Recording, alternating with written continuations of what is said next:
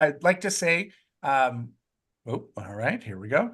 I'd like to say welcome, welcome. There we go. Now it's flowing. Now I'm seeing it. All right. Pittsburgh, Lakewood, Virginia Beach, Medford, I thought it was Melbourne, Australia. I was getting excited there, Maryland, but Melbourne, Florida is okay.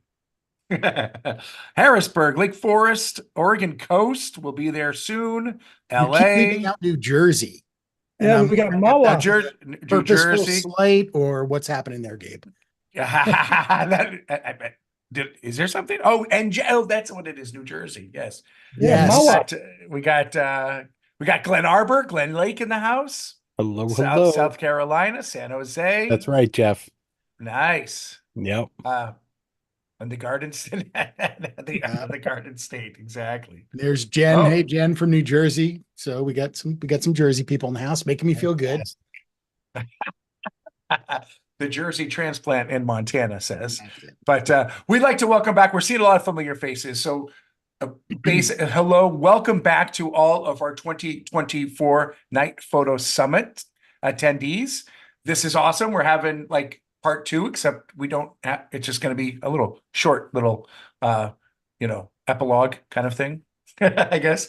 And then hello to everyone else who's attending this session. This is open to the world. So hello, YouTube. Hello, family, friends, photo club, other night photo aficionados out there. We're streaming this live. So everyone watch it. And my name is Gabriel, Gabriel Peterman. We've got Tim Cooper. Say hi, Tim. Hello, people. We've got Matt Hill. Hi, everybody. And we've got Lance Kymig. And there we go. This is 4 of the 5 people that make up National Parks at Night. We're missing one person. He's in the green room. He's going over his lines. We gotta leave Chris Nicholson alone for about 45 minutes. He has this whole routine before he make up, exactly, stuff like that. Because we have a couple things prepared for you tonight, and we're going to keep this welcome a little brief. But basically, we're doing this welcome. Then Tim and I are going to stay on, and we are going to finish the night crew image review that we had. We had 25 people, and we only got through half of them, so apologies about that. But now we got an hour to get through the other half. So I'm thinking we could make that deadline. I'm thinking we could do that. But Chris might not be going on till 10:30. We'll see. Just kidding. After the image review, we're going to have some announcements, just kind of recap what's going on with Night Photo Summit. There's some special other things kind of going on that we'd like to prepare you for, but we're making this evening quite extraordinary, I think. You get the rest of the classes that you signed up for, but there's a lot of bonuses, and we brought back a lot of things. So stay tuned. You don't want to miss that announcement. Then after that, we're going to have Chris Nicholson and he is going to be giving his presentation as the eye sees it, making night landscapes look natural. This is sponsored by Nikon, and then after that, we'll be seeing you either in person at. I know Tim and I will be going to Lofoten in less than in almost a week. We're heading to tomorrow or something. Yeah, exactly. It seems like it. I've been packing and packing and unpacking, and I know Jen, you've been doing the same here, and other journeys as well. So we'll either see you in person or during the replays or somewhere else down the line. So with that being said, Lance, Matt, do your magic backstage, and Tim and I are going to jump into the image review. Excellent. I think I get to start off. You do? I know. I'm very excited about that. Okay, so let me go ahead and share my screen, folks, and we'll begin with our first image here, which I believe is this one. How are we looking, Gabe? Everything appearing as it should be? Yes, it is. Yep. Excellent. Great. Okay, so we got Jay here. Let me just, that's not exactly what I wanted to do. I wanted to get rid of that. Okay, and let's get rid of this and take a peek at this. Yes, I agree, Jeff McCrum. This is lovely, Jay. Okay, where to start? Well, Is Jay here? Is Jay here? I am unsure, to be honest with you. I don't know. Yeah. But so this is a lovely image, and the parts of the image that I find most alluring, and this shouldn't be surprising, is the areas of high contrast. And so what I mean by that is, especially when you're working in these sand dunes, the areas of high contrast, like this line right here, very, very powerful. This line right here, very, very powerful. And then the second area, which is not quite as high a contrast, would be these areas around the tree where it meets the sky. So our eye is always drawn to areas of high contrast and to the brightest parts of the image. And so what we really want to do is we want to craft our images to heighten those areas of our scenes to really make them the most powerful that they can. And so given the fact that I just showed these areas of high contrast, notice how they're all sort of in the center of the frame, which means this area out here is less contrasty. This area here especially is sort of more monotoned. It doesn't have the separation that these do out here. And then this tree is at the edge, and that area of contrast between the sky and the tree kind of draws us off to the left. So, Jay, I think we can make this image more visually powerful by simply focusing our viewers' eyes on these areas of high contrast and make them the more interesting parts of the photograph by doing a little cropping. So, oh, it has been cropped a touch. Whoops, let me get back to where it was. Let me go into lights out. That's a little trick y'all can do, is tap L when you're cropping in Lightroom, and then it kind of makes everything black around it, and it makes the image easier to see. I'm going to just sort of bring this in, but I don't want to keep the same aspect ratio. So I'm tapping L again, and I'm going to uncheck the lock, tap L again. And let's just sort of play with this to bring in our areas. Yeah, I'm thinking this is just going to be a little bit more clean. Notice these bits down in here. And as I take them out, how our eyes begin to jump to these bits. So now this image is much cleaner. We're just leading ourselves to this harsh line, this high contrasting line. We're seeing the really cool bits of trees or logs or detritus, whatever it may be. And then we're able to see these sculpted dunes a little bit better. So I'm going to go ahead and hit enter and tap my L key a couple times to bring us back. Now, I want y'all to look at that image and just see how your eye flows through it. And then let's jump back to where we imported. And notice how we have all of this other information that's kind of taking us away from the central theme of the photograph. So once again, we go back to that. And so I think a simple crop here, Jay, is all that you really need to really heighten the power of this image. Yeah, so that's my suggestion. Good work. Back to you, Mr. Gabriel. All right. Well, let me go jump in. We'll go over here, slide to the left, and there we go. And we've got Carrie Wilson, who I believe Carrie was, if she's here, but we do have a note from her because she sent us an email for the feedback. Let me read that. And Carrie, if you're here as well, feel free to drop anything in the chat or turn on your mic as well. But Carrie says, I submitted one of my first images from Monument Valley last summer, right after, let's just look at this. If we're looking at this, let's look at it. There we go. This is it. So I submitted one of my very first images of Monument Valley last summer, right after her first night photo conference. Oh, the Nightscaper conference in Kanab. Awesome. So she went from Kanab to Monument Valley. She's struggling a little bit to learn Photoshop and Lightroom, but trying. Monument Valley is a very spiritual place. Agreed.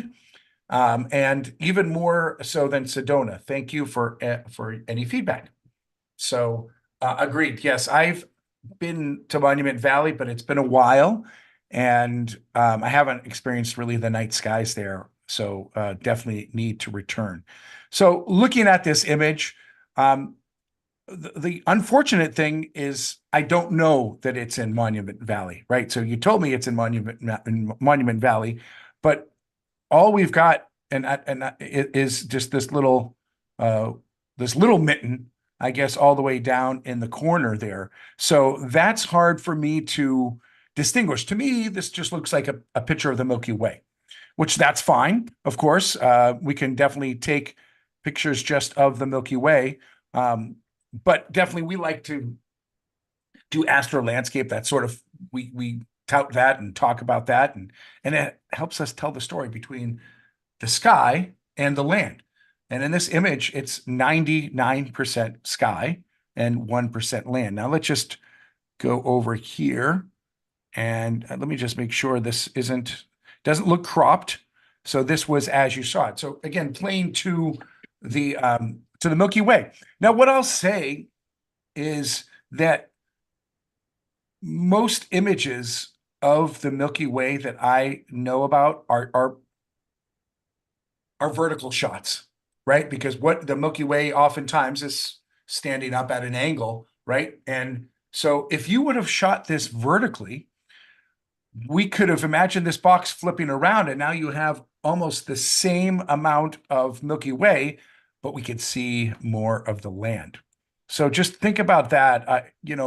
I probably shoot for most of my night photography. I would say, 90% of my night photography is vertical because, again, we're telling the story between the sky and the land. Usually we give a little bit more presence to the sky, especially if it's a Milky Way, right? Tall. So play your camera to that scene for it. Now, looking a little bit closer at this image, I also noticed that it does look a titch out of focus. We can kind of see the stars here are more like great balls of fire a little bit, right? So we see a little bit of that out of focus, and it's kind of everywhere. You could also think there's some coma in there, but really it's all the stars are slightly out of focus.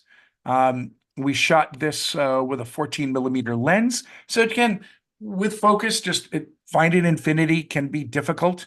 Autofocus obviously doesn't work in these dark sort of scenarios, but take a couple shots, zoom into the stars in live view if you have it, and really try to make those stars as small as you can in the viewfinder. I think, and finally, this image does read a little green with it. And yes, there is some air glow down here, but there's an overall green out there. A quick way to kind of obviously just neutralize the white balance is to take the color picker right there, and we just went onto the gray. Now that fixed it a little bit. I still think now, to me, it looks a little too magenta.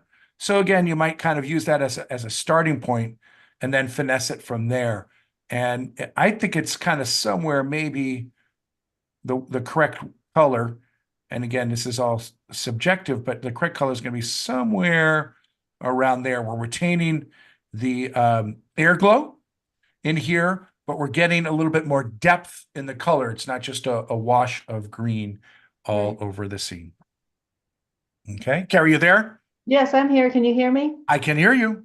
Yes, So- thank you so much for the feedback. This was like one of my very first photos right after Kanab, and I've learned a lot since then, but this was Awesome. like the only one that came out. Okay, well, great. From- Oh, listen, from that for shoot. that, this being one of your first night shots, Milky Way shots, that's awesome, right? This is, as you're beginning to understand, there's a learning curve, but the more you go out and do it, the more reps you get, the more you get adjusted to your gear, and everyone's infinity and focus operates a little bit differently.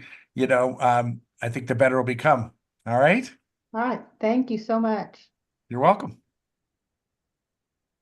All right, over to you. Ping Okay. pong to Tim.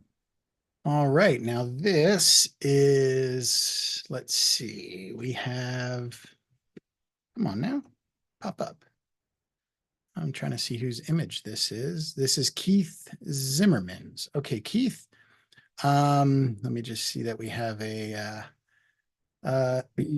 see.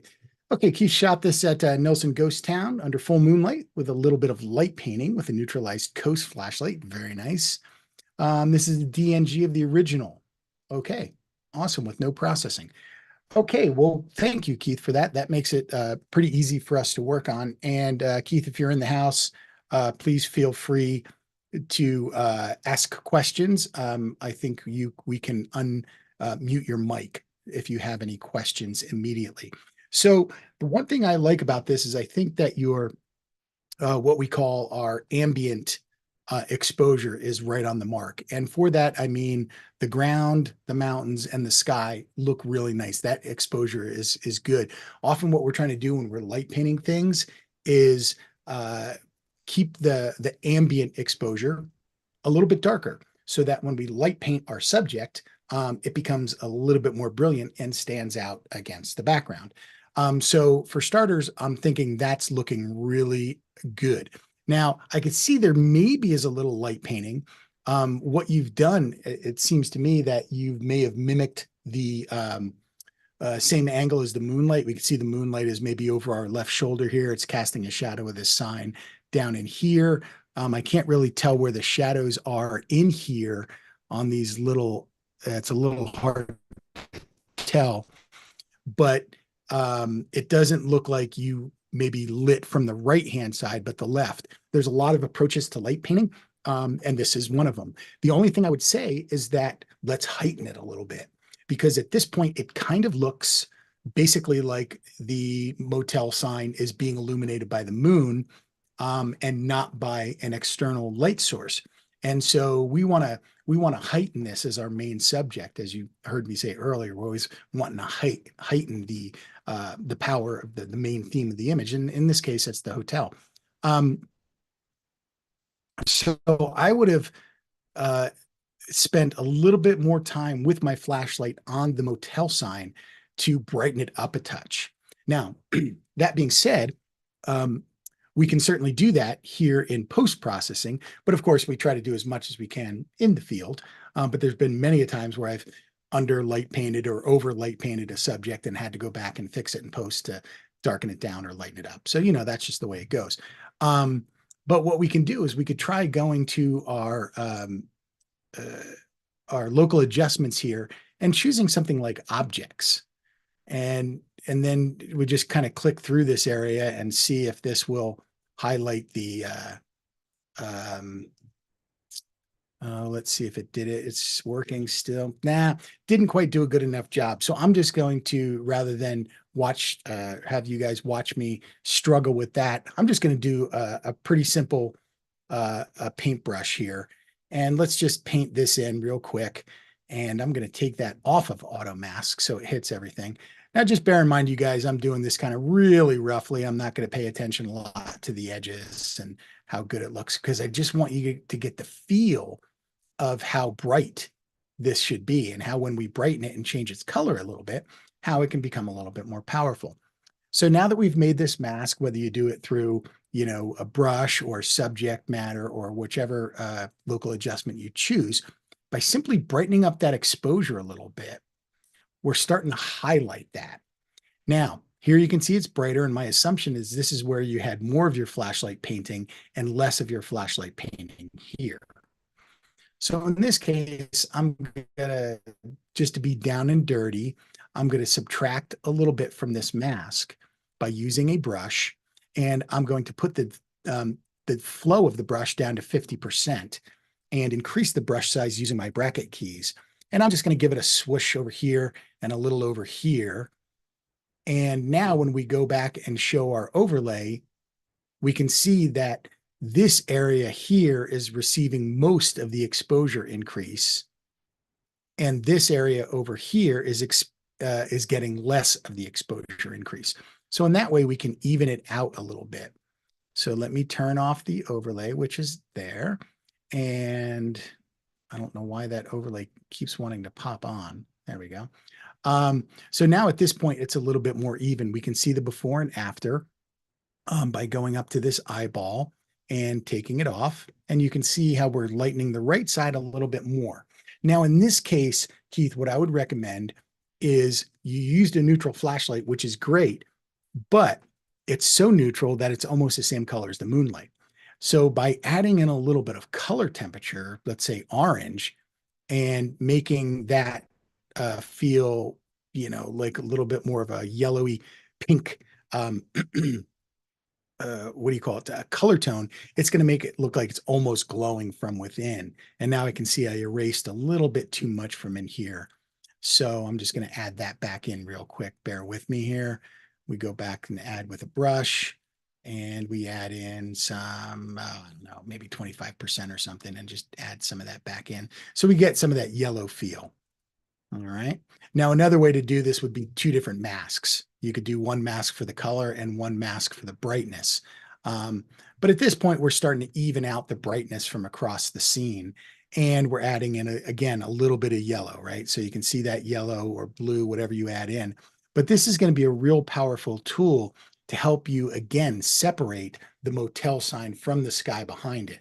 So real quick, we'll look at our history. We'll go to import. And then we go to mask update, and you can see that it just shines a little bit. So we're not really trying to make this thing scream, Keith, but we just want to separate it out from the ambient exposure, the background exposure, for the best results and the most power. Well, that's fantastic. Oh, cool. Good, Keith. Yeah, Thanks for joining me. That's exactly what I was looking for. Right. This was the first time I've really done much light painting. Yep. And so this helps me a lot. Yeah. And so again, remember, we can do this in post, but what I would have probably done is put a little bit of a gel filter over the flashlight to make it a little bit more yellow, and then spent a little bit more time painting and trying to even out my painting. And just so you all know, even in a shot like this, it's, relatively straightforward with the light painting. I might try that light painting 15, 20 times to get it right out in the field, shooting it over and over and over again before I bring the final one home. So it's not easy. It takes a lot of practice and a lot of work to get that kind of just where you want it to be. Okay, well, thank you. Yeah, you're so welcome. All right. Okay. There we go. And all right, I know this image, and who's in that image. I don't even have to look at the title. That's Lucia. And I have to say, or am I not visual here? Hold on. Let me get my, there we go. There we go. I love this image. This image to me is, everyone should have an image like this. We take so many images of the night, but again, if we really think about what photography is at its core, the storytelling that goes on with this, this is a story, right? And this is your story. This is the story of you under the stars. And I'm a big fan of night portraiture. I'm a big fan of enjoying seizing the nights, for those of you who know it. And this, to me, this is it. This sums it all up. So bravo for taking the time to not only capture the scene. We know where we are here. For those of you who don't know, it looks like we're in Teddy Roosevelt National Park. But then taking the time, Lucia also wisely sat down, because this is a 10-second exposure. So, you want to hold still. She's kind of a perfect ratio when we do these night portraitures. You don't want to be obviously close up to the scene, because it's hard to hold still for 2 seconds, 10 seconds, whatever you might do. But she's sitting down, she's looking at the stars, right? We don't need to see the face or the expressions. We know the act she's doing. And then she's got the picture, she's got her camera and her tripod. This is what she does. I've known Lucia for many years. She was right there at the beginning, one of the first Bannermans I did with Matt back in the day. And I know she loves night photography and Harleys. That's the only thing that I would say, is that a Harley could go right there. We could just roll that right on up, and we get that the motorcycle right there. I think that would just perfectly balance the shot. But let's take a closer look, I think, because I really like this shot. And let's get see if there's any nitpicky. I want to talk about the color actually before we zoom in. And the color here is very nice, and it could go a couple different ways. This is your choice, folks. We do have a little blue in the sky, and then the landscape is a little warm, but for most of it, these colors are very similar, even though we've got some warmth and some cool. They're very gentle. It's a very low contrast. So it's, again, what does that do? That gives you a sense of calmness, right? So could have gone more vibrant with both of those colors and added tension or drama to the scene, but that's not what this story is about. This story again is about Lucia under the Milky Way, under the stars. So I think the color choice is quite nice. And I think the handling of the stars is really nice. We've got some satellites kind of zipping through here. We could clean those up. Just for those of you who don't know, a quick cleanup on those. We go to our Band-Aid. We can go in, and we have 3 different ways: clone stamp, and we've got the Band-Aid, and we've got the what do we got? This one. This is yes, exactly. I forget what each one, but let's make the size a little smaller. And basically what we're going to do is we're going to make that brush, and I'll go into the content aware brush. Sorry, that's what it is. And we'll let it do its thing. And basically you make the brush just a little bit bigger than the airplane or the satellite, not a comet. And we click on that first one, and then we hit shift click on the last one.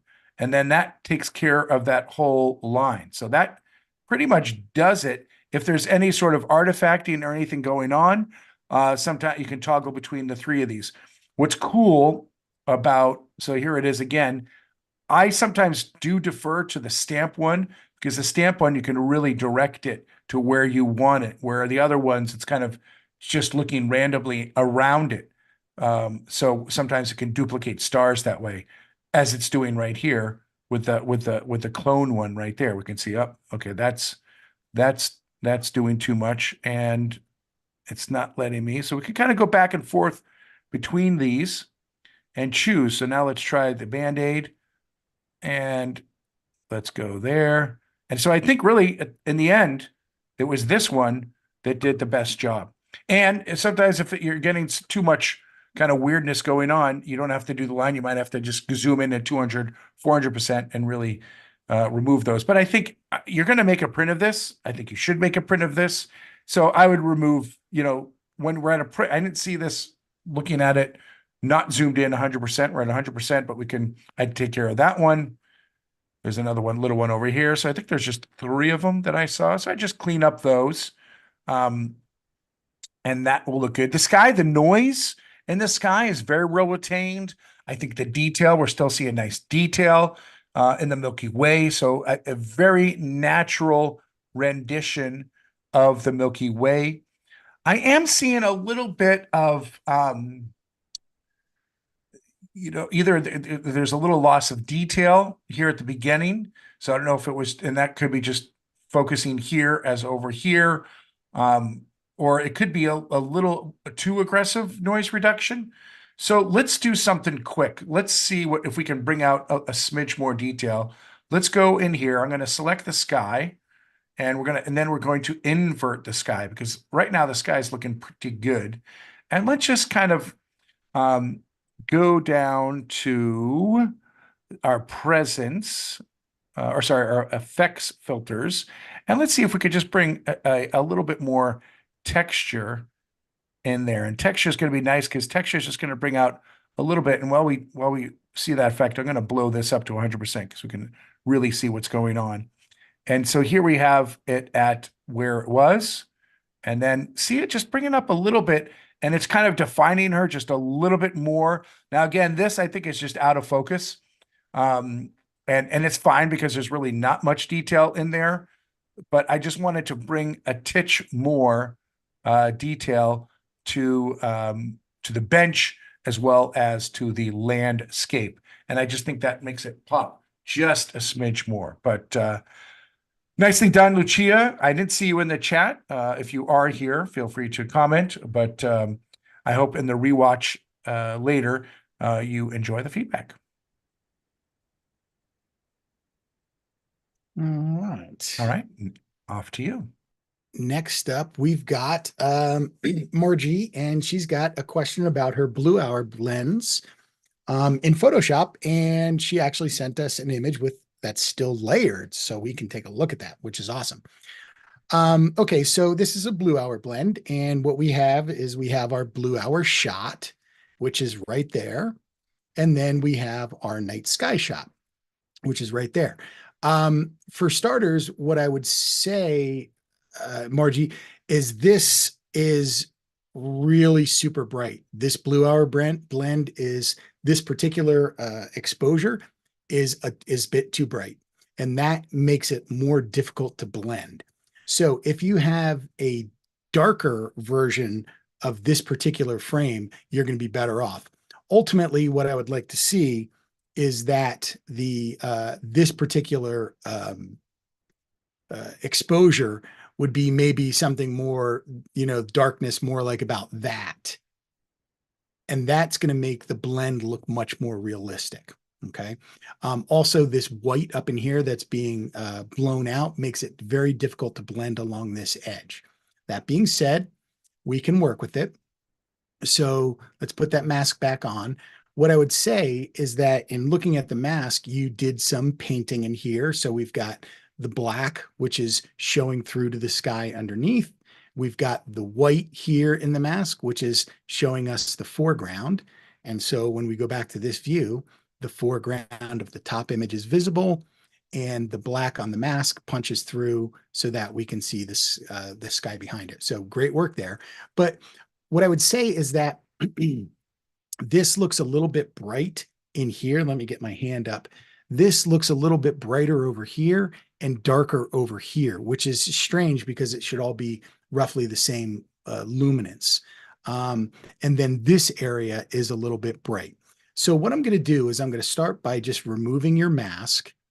And what I'm going to do, this is a smart object, which is awesome. So I'm going to double click on the smart object, which will open us back up into Adobe Raw Converter.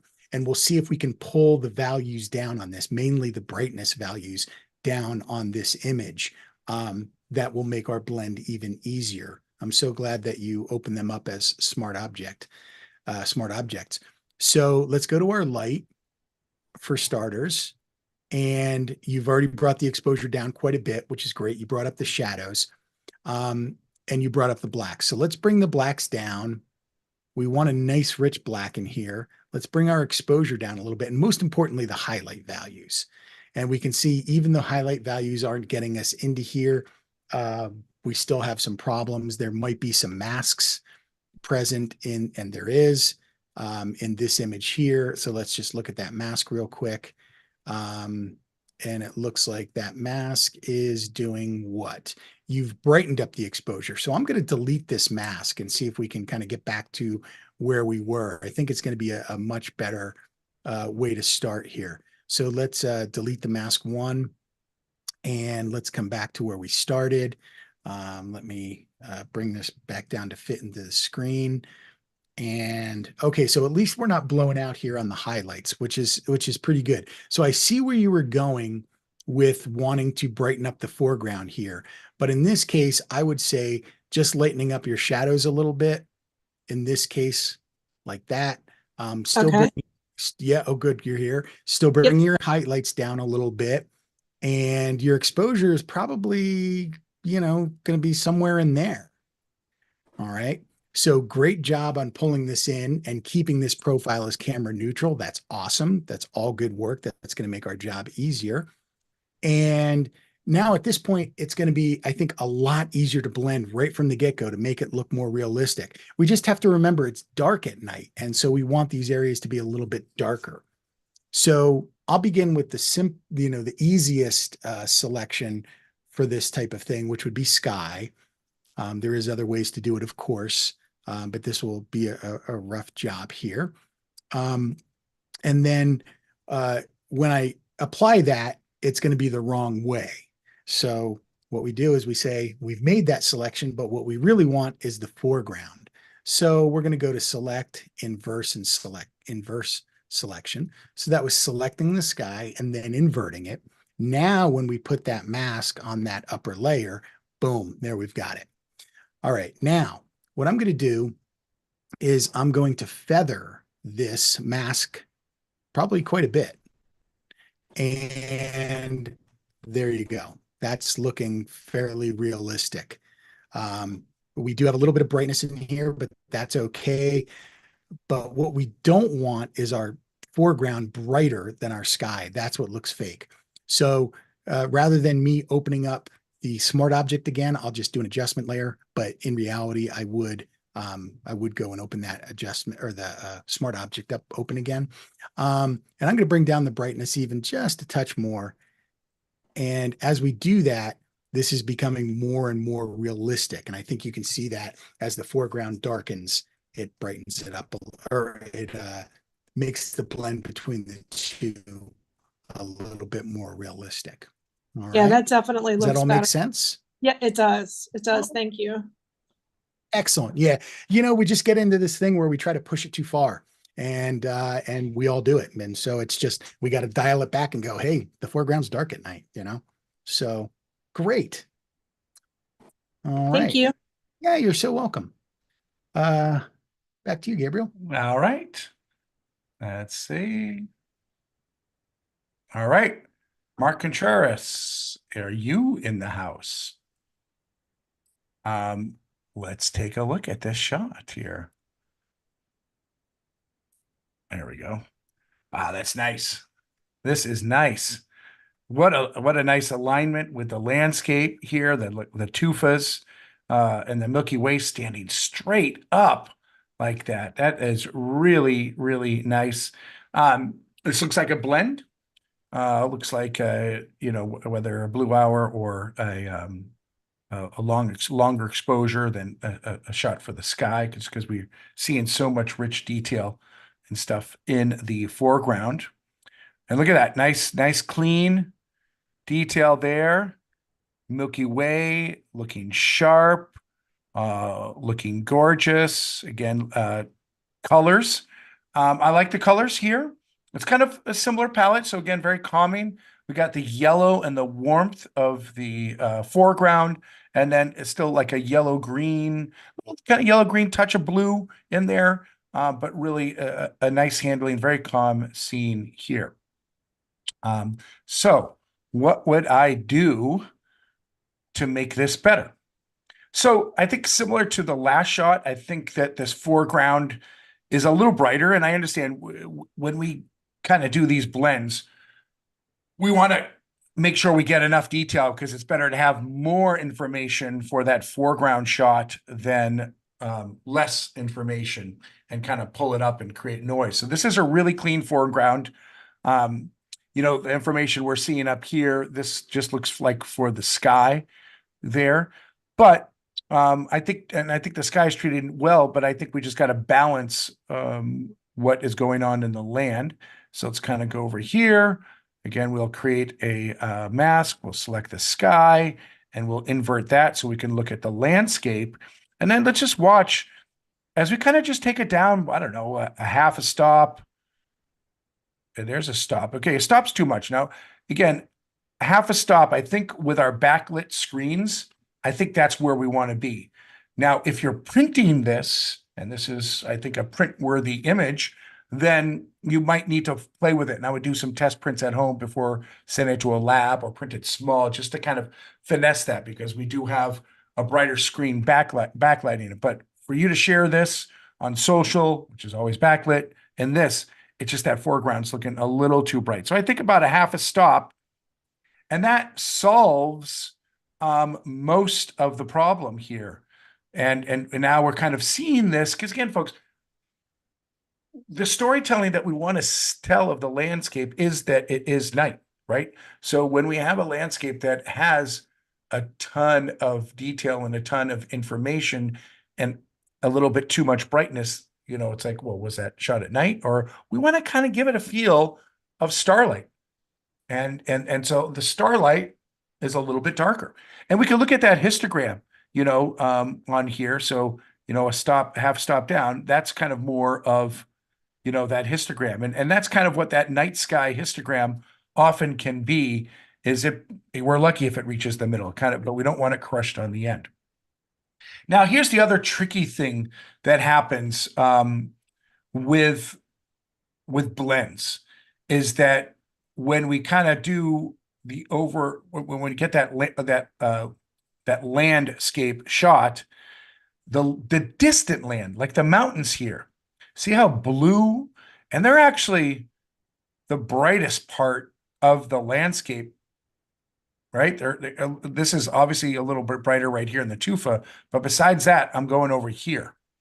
And those really should be the darker side of that. So, an easier thing to do is to do this before we kind of put these together.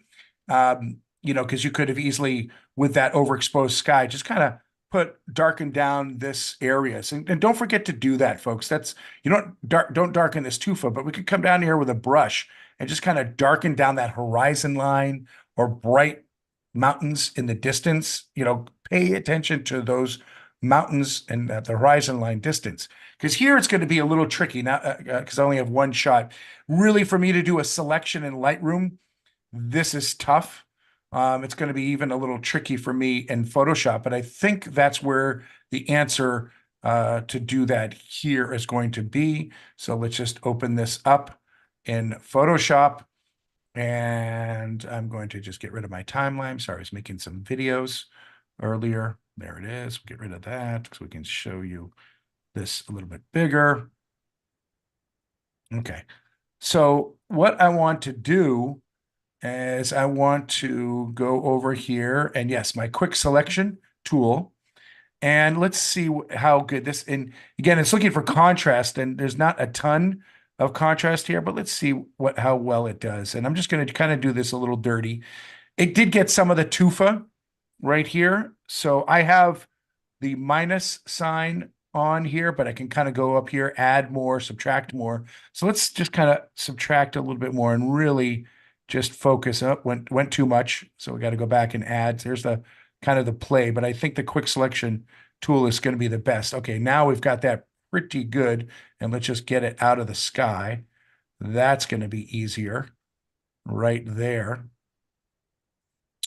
And now within this, I can create a layer, a new adjustment layer. And again, it's too bright, so we can either go to brightness contrast, we can go to curves, again, each to their own. I'm going to just keep it simple and go to exposure. And we're just going to take the exposure down just a little bit, right? And here we go. I think that's going to be, again, it's a little over a stop. And then let's just go back to looking at this full screen. And now let's look at the difference between these mountains and these mountains. These mountains still give us the sense of the horizon line, but there's now that depth to the scene. So for this, again, then we'd have to go in here, here, and here, and make those selections to clean it up. But you can do this easier with this. If you know you're going to blend those images together, you could kind of work a little bit more globally within that scene and just take a brush, and doesn't matter what's happening in the sky, but just darken down that area before you do the blend. And I think it'll be a little bit easier. Yeah, nicely done. Just a little touch up, and folks, keep an eye on those, the brightness of those distant mountains and horizon.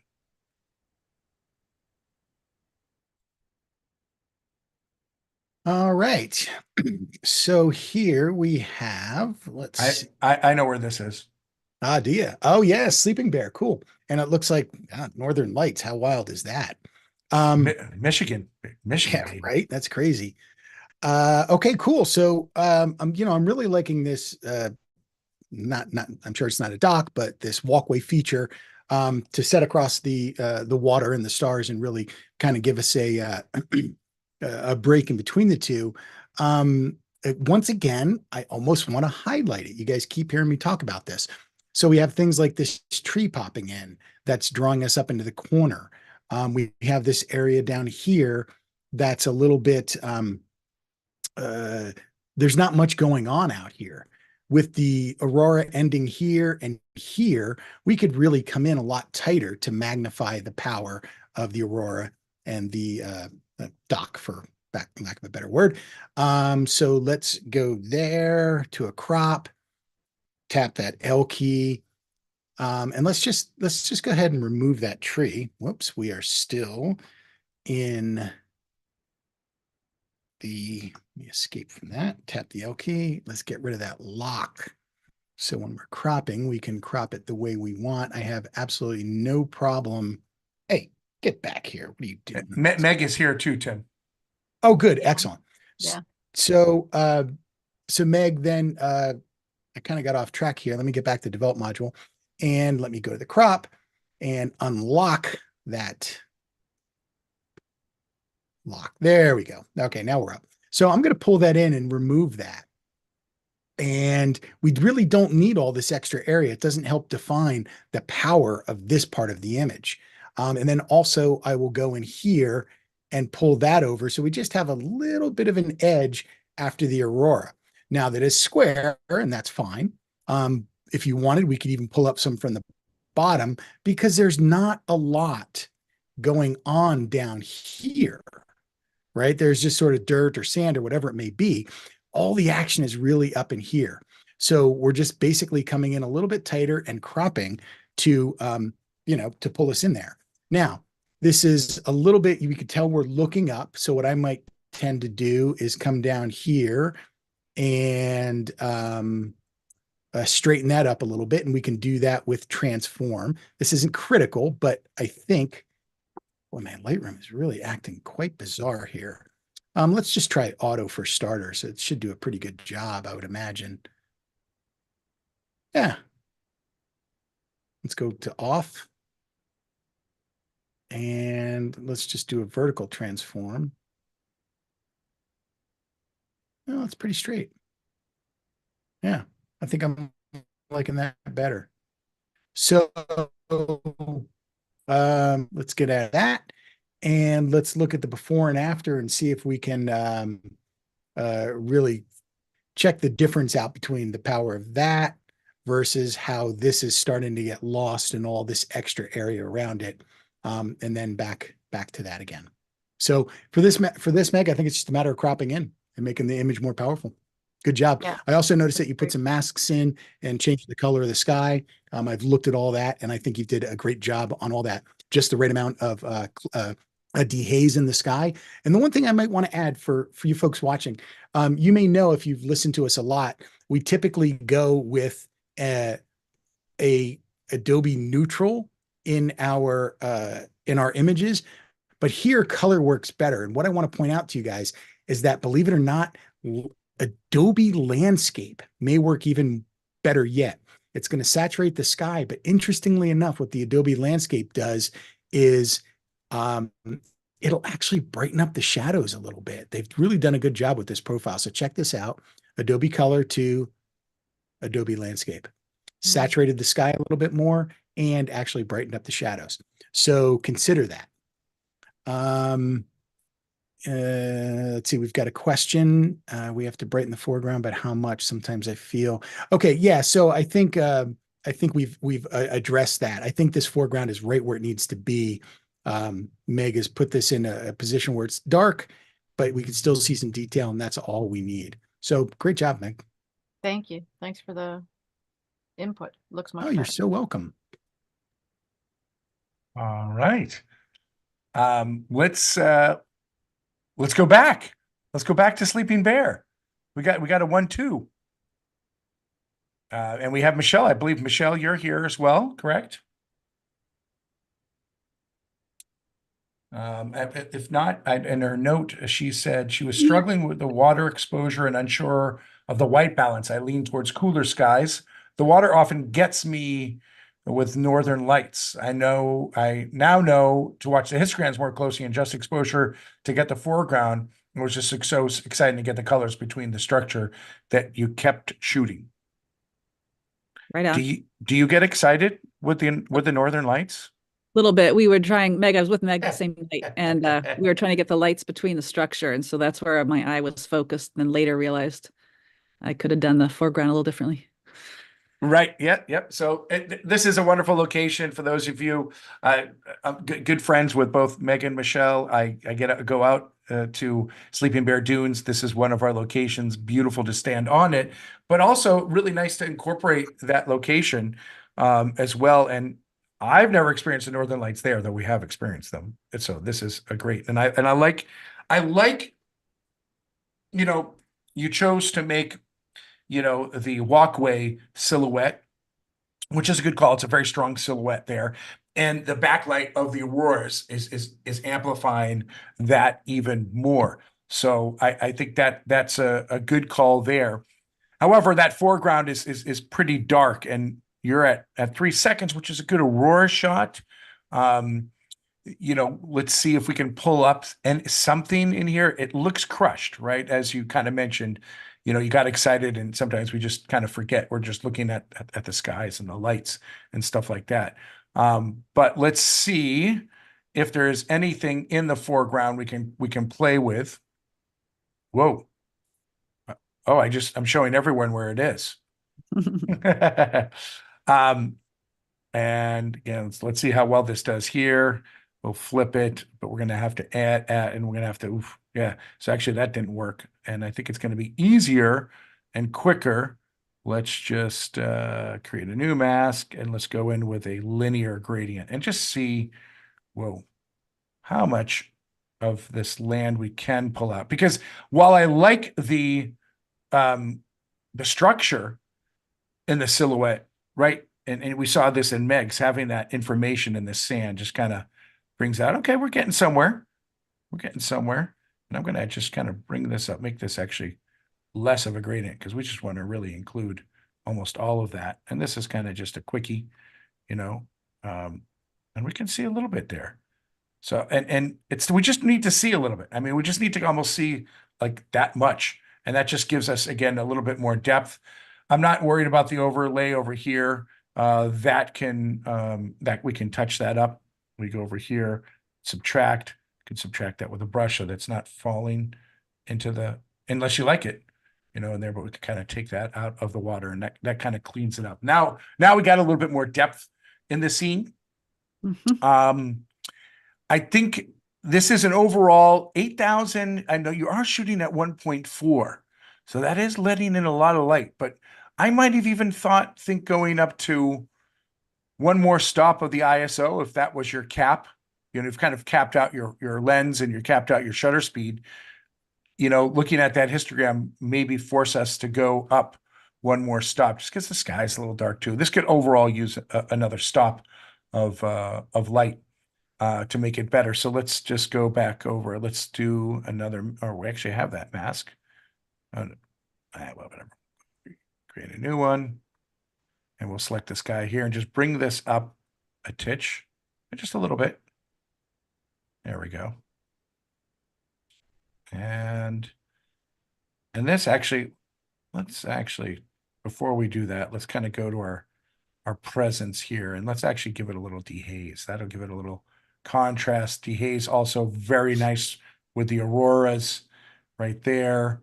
Give it a little texture too. That'll bring out the stars right there as well. And then maybe let's just see what the temperature, we can kind of play around with this. We can have a little contrast. This cuts through the yellow, and now is kind of making the greens and the purple stand out a little bit more. We're cutting through that. Didn't go exposure, but we added a little bit more clarity and a little bit of coolness. And now we've got multiple layers kind of going on in this scene. And then I think a finishing touch, and Tim, I think, showed it, but it's worth showing, going down to transform again and doing a quick vertical. When we're standing up with those lenses and looking, and I know we went over this prior. Oh, constrain that crop. So boom, now that structure is looking like it's standing. It's not warping over, but I think this is nicely done. And I really hope that the auroras happen at this location when I come back in September. You betcha. We'll make that happen. How's the snow? Do you got snow there? Barely. I haven't got the phone call, so I figured. All right, thanks. Thanks for joining us. Wait, but stop shares jumping around. There we go. Woo, that was a close one. All right. Okay, Pat, this is really quite lovely. I love this composition. The curve of the the curve of this water really kind of brings us into this area, and this fireball kind of coming down here. It draws all our attention in here. It's just, it's really nice. Yes, so I think this is Pat Worley. Yes. So Pat, the only thing I would say here is the foreground is a little bit too bright to make it look believable. Anytime that we have our water brighter than the sky, it's usually a tell. Water is usually about a stop darker than the sky itself, and maybe even more so at night. But so that's the real tell. This is even a little bright too, but this is the real culprit. So I think an easy way to fix this would be basically just to do a linear gradient here. And I'm going to do a rather narrow gradient because I don't want to affect that sky too much, but really just the water. So holding down your shift key will allow you to help draw that straight line straight up. Of course, that didn't do it. So let's try it again. Hold down my shift key and drag straight up, something like that. All right, now I'm going to drop the highlights so that this pond gets a little bit darker. Notice I did that rather than going straight to exposure, which if I did just straight exposure, it darkens down everything, which we'll eventually do. But if you just go to the highlights, it's darkening down that pond more than it is the rest of the rocks. That's going to be a good starting point. Now, maybe that was a bit too much. Now, if we bring our exposure down, now everything gets darker equally. And you can see that the pond now is darker, or the inlet or whatever it may be, is now darker than the sky. And that's a little bit more realistic. Yeah, I think that looks good. Then what you can do is now this looks magenta and this looks yellow. So when you're in that mask, what you can do is you can take color temperature and try to match clouds here to the color of the clouds there. It's not always going to be exact. Push it towards green, then maybe add some yellow. That's way over the top. I needed a much more gentle hand in that, but something along those lines there. I'm not quite sure what's happening here because this is turning really yellow. So there's a difference somehow between these two as far as the color goes, but that would be the approach that I would take. So lovely composition, just need to dial that foreground down in brightness a little bit to really pull this together. Okay, thank you. I have Oh, a you're so welcome. question. Do you Sure. think that cloud in the top right-hand corner is just too busy at adding? This here? Yes. Any way you would crop it, you would part, which I think is just so lovely. So, had this not been in here, then yes, I would maybe say, yeah, let's go ahead and, and crop some of that out so it's not so powerful. And I don't know, and maybe even coming down in there, you can get away with it. But it's bringing more attention now to the foreground, which is okay. But that's not a bad crop. Yeah. How about content aware fill? You could try it. I don't usually try to do that on a sky or something so big, but you can certainly give it a shot and it may look great. Yeah, And actually I did do it and it did turn out pretty good. It cleaned it up, just simplified the picture. I thought it was just the sky was too busy, but it was a cloudy night. yeah. I mean, in a perfect world, yeah, I would love for that cloud not to be there. Mhm. But that being said, if you tried content aware fill and it worked, then good on you. Yeah. Yeah, it was the color that I wasn't so sure about, especially in the foreground. It just, I don't know. I don't like that blue and the green together. I The mean, blue of the the rocks blue and the on the green of rocks and of course the green in the grass.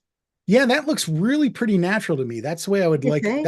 Yeah. Oh yeah, very much so. Yeah, because it's you're under a blue sky color temperature. This looks very, very natural to me as far as the color goes. Mm. What doesn't look as natural is this versus that. Yeah, it's interesting. I did not pick up on the brightness of the water. So, okay. Yeah. All right. Thank you. Yeah, you're so welcome. Appreciate it. Okay. And Steve Barnes, you're next up.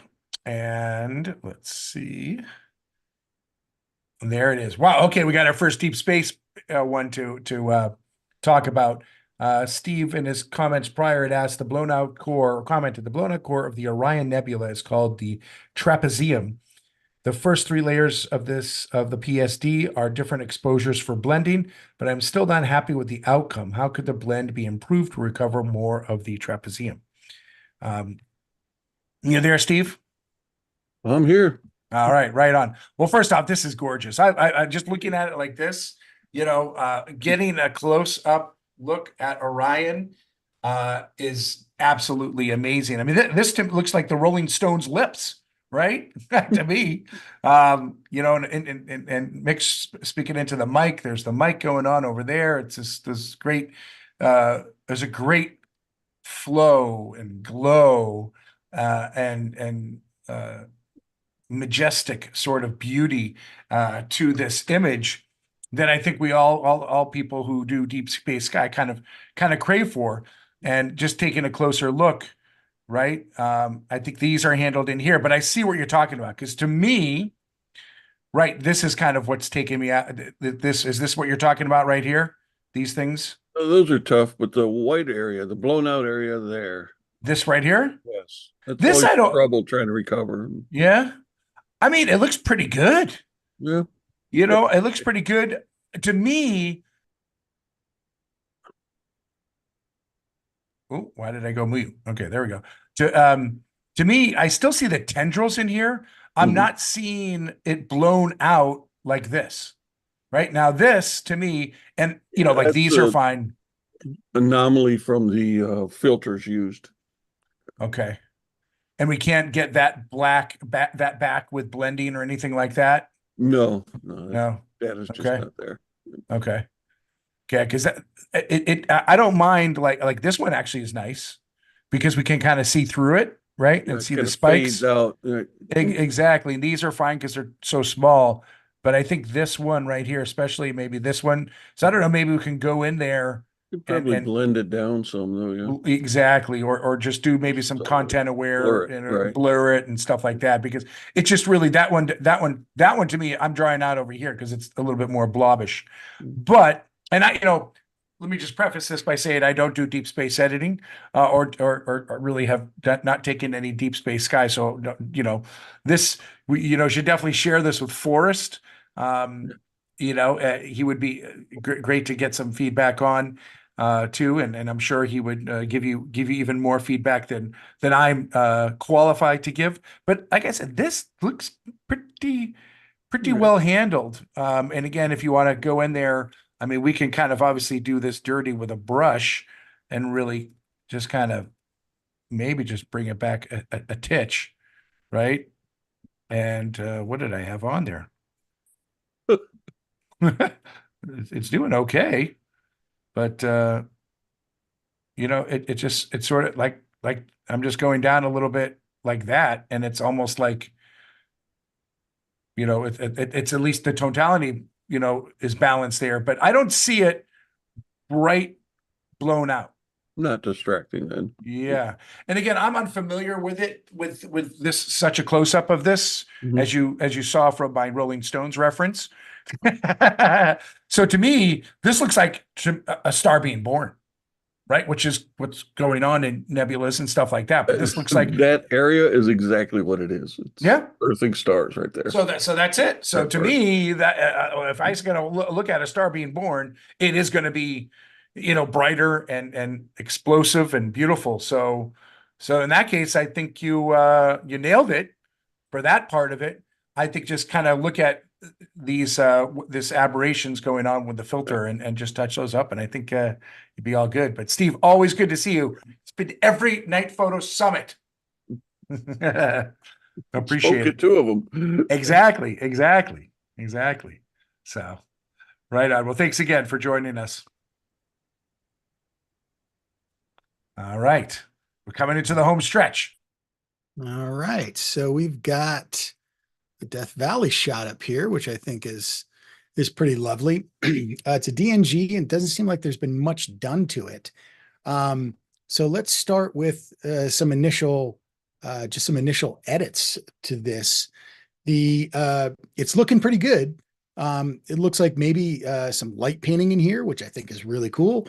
My first start again, as you guys are starting to hear me speak over and over, is going to be cropping to ensure that we're bringing out the most of the image. The amount of sky I think is perfect, but there's a lot of kind of dead area down here that's not really speaking to the viewer, while starting up in here and throughout there, beautiful. So we can easily take a crop tool and just sort of come up and eliminate all of this kind of dead space and crop it into more of a 4x5. And now what's happening is we have more like 2/3 up here and a third down here. So we're highlighting the Milky Way more by that crop, as well as eliminating some dead space. Now, the other thing I'm going to do is I want this to feel more vibrant. So remember earlier we had talked about Adobe Landscape. I want you to watch what happens. This looks like maybe camera standard or something. When I go to Adobe Landscape, you should see an increase or punch up of the saturation down on these dunes. And let's just try that. Yeah, not so much, but it darkened down the sky a little bit. So next up, I'll try adding a little bit of contrast, which also brings out saturation. Now, the next thing I'm going to do, and this is to increase the sky value. Actually, you know what? Let's tackle the sky separately. So now what I'm going to do is I'm going to increase the exposure just a touch without really worrying. I'm just basically looking at the ground here. I'm not looking at what's happening in the sky. And I think an increase about +3. Yeah, I think that looks nice. Now for the sky, it's almost perfect the way it is, but we could go in with just a little bit of a sky mask and maybe help that Milky Way out just a touch. The color of the sky is really sort of dependent on each individual person. So one way we can do this is make it neutral or a little bit more blue. So what I'm going to do is I'm going to go in and add just a little bit of blue to take it away from this sort of robin egg blue and make it more of a purple blue, which again is just it's just what I like to see. Other people could feel differently. If you add a touch of magenta, that will also add some, just a bit of color in the Milky Way here. And that's about it. That's all I would do. You could try coming down and playing with some, or not clarity, but dehaze. But that, whoa, boy, this thing is just out of control, my Lightroom. Come on, get back up there. Sorry, folks, not quite sure why that's going crazy. There's our dehaze. Stop moving. And whoa, okay, really have no clue as to what's happening here. So dehaze just a touch, maybe a couple of points. And I'm clicking and nothing is happening. So yeah, just a touch maybe. And you know what? I feel that that's probably a little overdone, but you get the idea. That's 12, maybe go back to 6. But looking from where we started to where we ended up, there was the original. And with just a few adjustments, you're really starting to make that thing scream. So beautiful work. Nicely done. Thanks a lot, Tim. I was questioning the amount to crop at the bottom. As I said when I submitted it, that's one of, I think, 16 I was gonna stack to reduce noise in there, and wanted to get some ideas of the cropping before I went ahead and did that and moved into the final processing. So perfect. Really appreciate your comments. Thanks. Yeah, absolutely. Our pleasure for sure. And Ted, we have a question. Was that in Death Valley? Yes, that was in Death Valley, Mesquite Dunes. Nice. You found some not footprinted dunes. Yeah, well, you have to walk way in the back. Yeah, tough to do. Come in from the east and walk to the back, and you can find some. Nice. Excellent. All right, folks, we're on our last one. We ready? Let's do this. Yeah, let's do it. Okay, here we are. And this is Therese.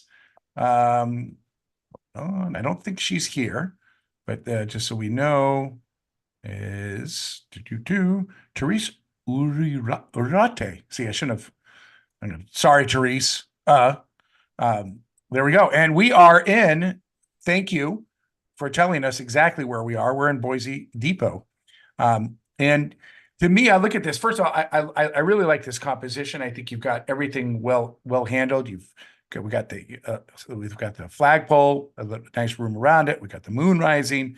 We've got this wonderful thing, the depot tower, and then we've got the lake. And with a nice reflection, you got that very well balanced. We're handling this scrub over here nicely, so really nicely balanced. And let's just jump over to the develop module. And whoa, you did a ton of stuff here. And my initial comment is that, boy, if that moon wasn't there, I would think this is maybe a twilight or a daytime shot, right? It's a little cooler. So I am going to reset and just see where you started with. Okay. All right. And this is something. Okay, so this is definitely, a challenging image when the sky is bright and the landscape is dark. And we've seen a few of these things already today that have been a challenge. And we're basically going to handle those things differently. Looking at your previous masks, you had kind of did gradients and stuff like that. But I think, again, a good place to start is the sky. And of course, it's brighter over here where the sun had just set. But let's take that down. Let's adjust that. And I think we're getting a little bit nicer blend there. And then we can, again, create a new mask, select that sky again, invert that. And then we went down with the exposure to balance the sky. And then we'll go up with this one. But notice, like, you kind of went up this much, which reveals all the detail. But really, again, this is a nighttime scene. It is kind of dark. And let's think of half stops. And I think this right now is kind of balancing that. We could kind of, if we want to see a little bit more in the shadows, we can open up the shadows a titch right there. I might kind of go over to my my presence filter and kind of add a little bit of texture to especially those stones to kind of separate those a little bit more. So I think this is a little bit better handling and a little bit simplified handling than you did a lot more work there previously. And I do think this this original sky right here is has a little too much in the tower. So let's just take the brush right here and just kind of take this down a little bit. It was a little too bright, and that's just bringing it down just a little bit right there. But I think, yeah, I think this is nice. I mean, there's nothing we can do. This is just a brighter part where the sun was setting, or there, I believe that's what's going on right there. Doesn't look like as much light pollution, but this is nice. If you want, you could do a little vignette on this too. We can have the vignette filter down below, but I kind of like doing a vignette with the radial gradient, and we can kind of create this like, let's do it. And we're going to kind of turn it a little bit like this. So it's kind of taking in, and again, 100% right here is being filled up, and then it goes from 50 down to 0 right there. So we're just going to extend this just a little bit more. And then we're going to invert that. So it's really only appearing over there. And we can kind of just focus us a little bit more. And again, bring the layers, levels into this. And I think right there, now we're getting, it's really a sense of twilight. We get the sense of darkness here in a really, really nice scene. Really well handled there. So nice job, Teresa. And Tim, what do we say? Awesome.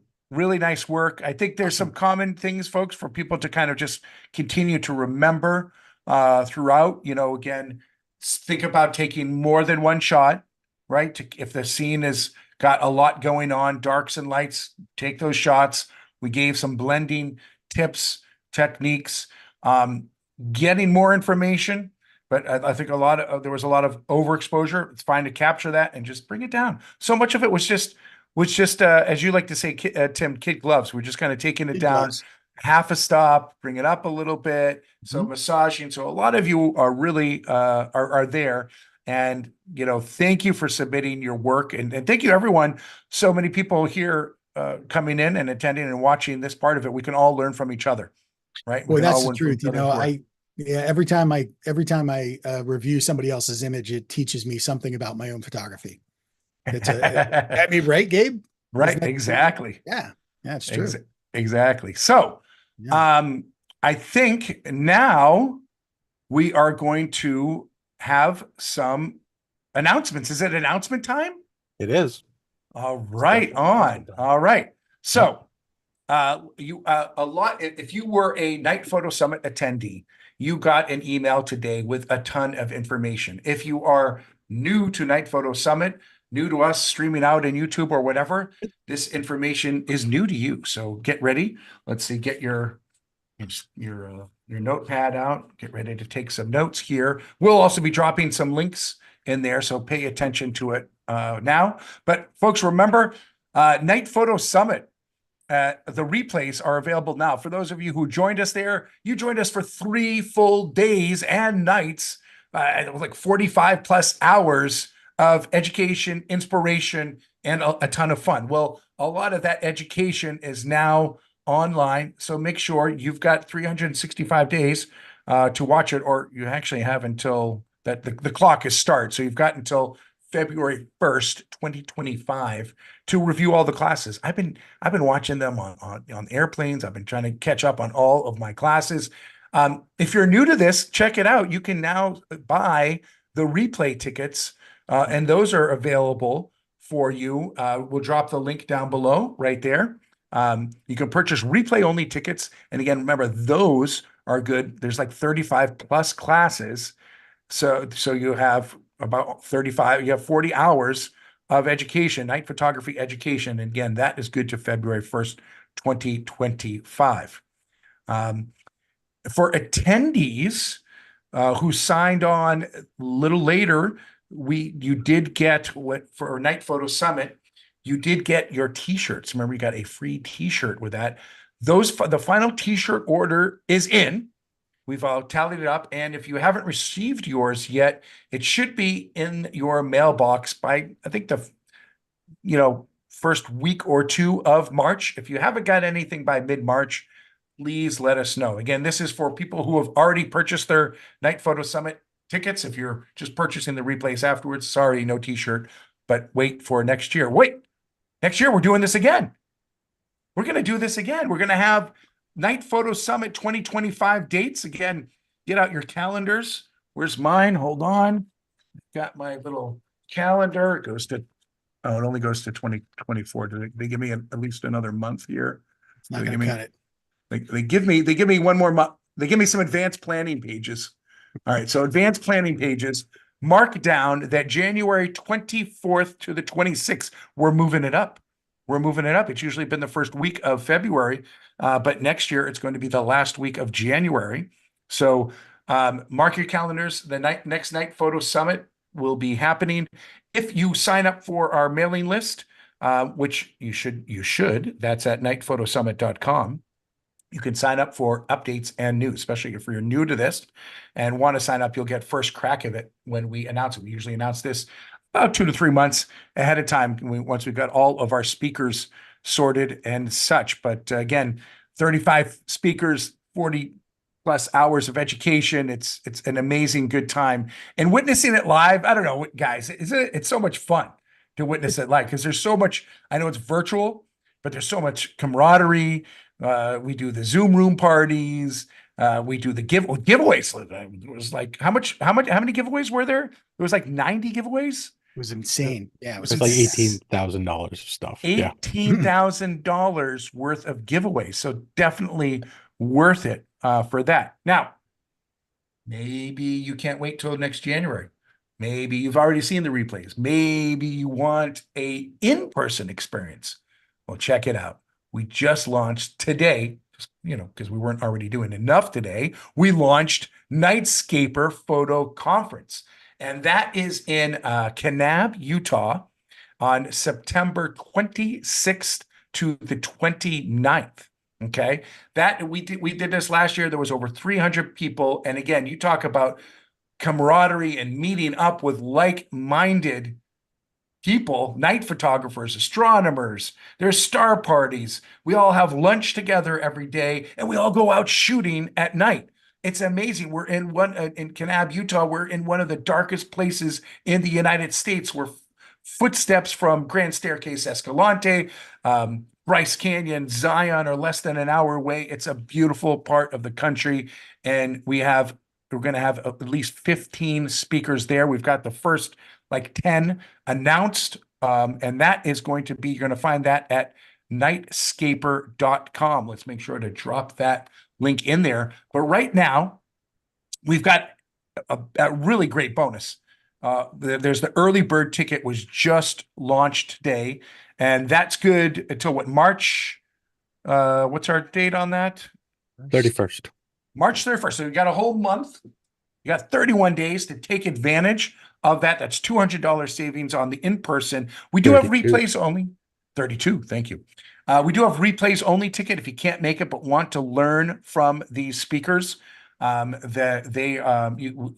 is a $50 off of the replays only ticket. I believe I saw a red-headed speaker here in the attendees. So we have actually one of the speakers live right now. Redheaded Katrina, super Hello, excited. Katrina. Super excited to have her in person. We had so much fun with her at last year's Night Photo Summit that we had to just have some fun with her in person. So super excited. Thank you for coming out and joining. It was great to see you here and the participants as well. And really excited for all the Nightscapers to learn from you. You're going to blow their minds. So that is going on right there. Let's see. We also have, yes, is that it? Right. So for those of you who did get the email, take a look at that email for previous attendees, because there's a ton of other good information there. We replenished a lot of the show specials so if maybe you were on the fence with that, you can now take advantage of that. And a lot of them are only through this weekend. So if you're on the fence about something, maybe now it's time to take advantage of those deals from it. Any questions that you might have, please feel free to reach out to us at adventure@nationalparksatnight.com. That's where we can answer any of your questions about Nightscaper, Night Photo Summit, or just the night in general, right? Anything else? Did I miss anything? Are we You got it all. all right? Yeah, great job. So So you seem to and- be missing one of our partners. Oh, no, not whoa, anymore. no, Q. just There he is. Right on. Look at that. Frankie, it's like we planned it. Welcome, Chris. Fresh from being freshened up in the green room, Chris Nicholson. Yeah, I've Welcome been to the party. relaxing. Going over those lines. La, da, da, da, da, da. Oh, wait. I got to do one last thing. One last thing. This is tradition. We do this at Night Photo Summit. Exactly. We do a morning stretch. I've never done this before. This is going to do an evening stretch. Let's see if we can pull anything, but we want to, I know we're sitting all day. Now we've been sitting through Gabe and Tim on the image review. So let's just roll those shoulders out.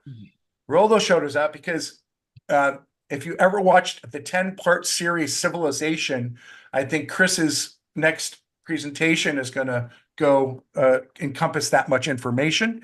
Oh, and don't forget to reach for the stars, folks. Oh, this is always a good one. Reach for the stars, and let's just give them a little turn. Give them a little turn. Think of Steve Barnes's Orion Nebula, and let's just turn turn that star that's being born.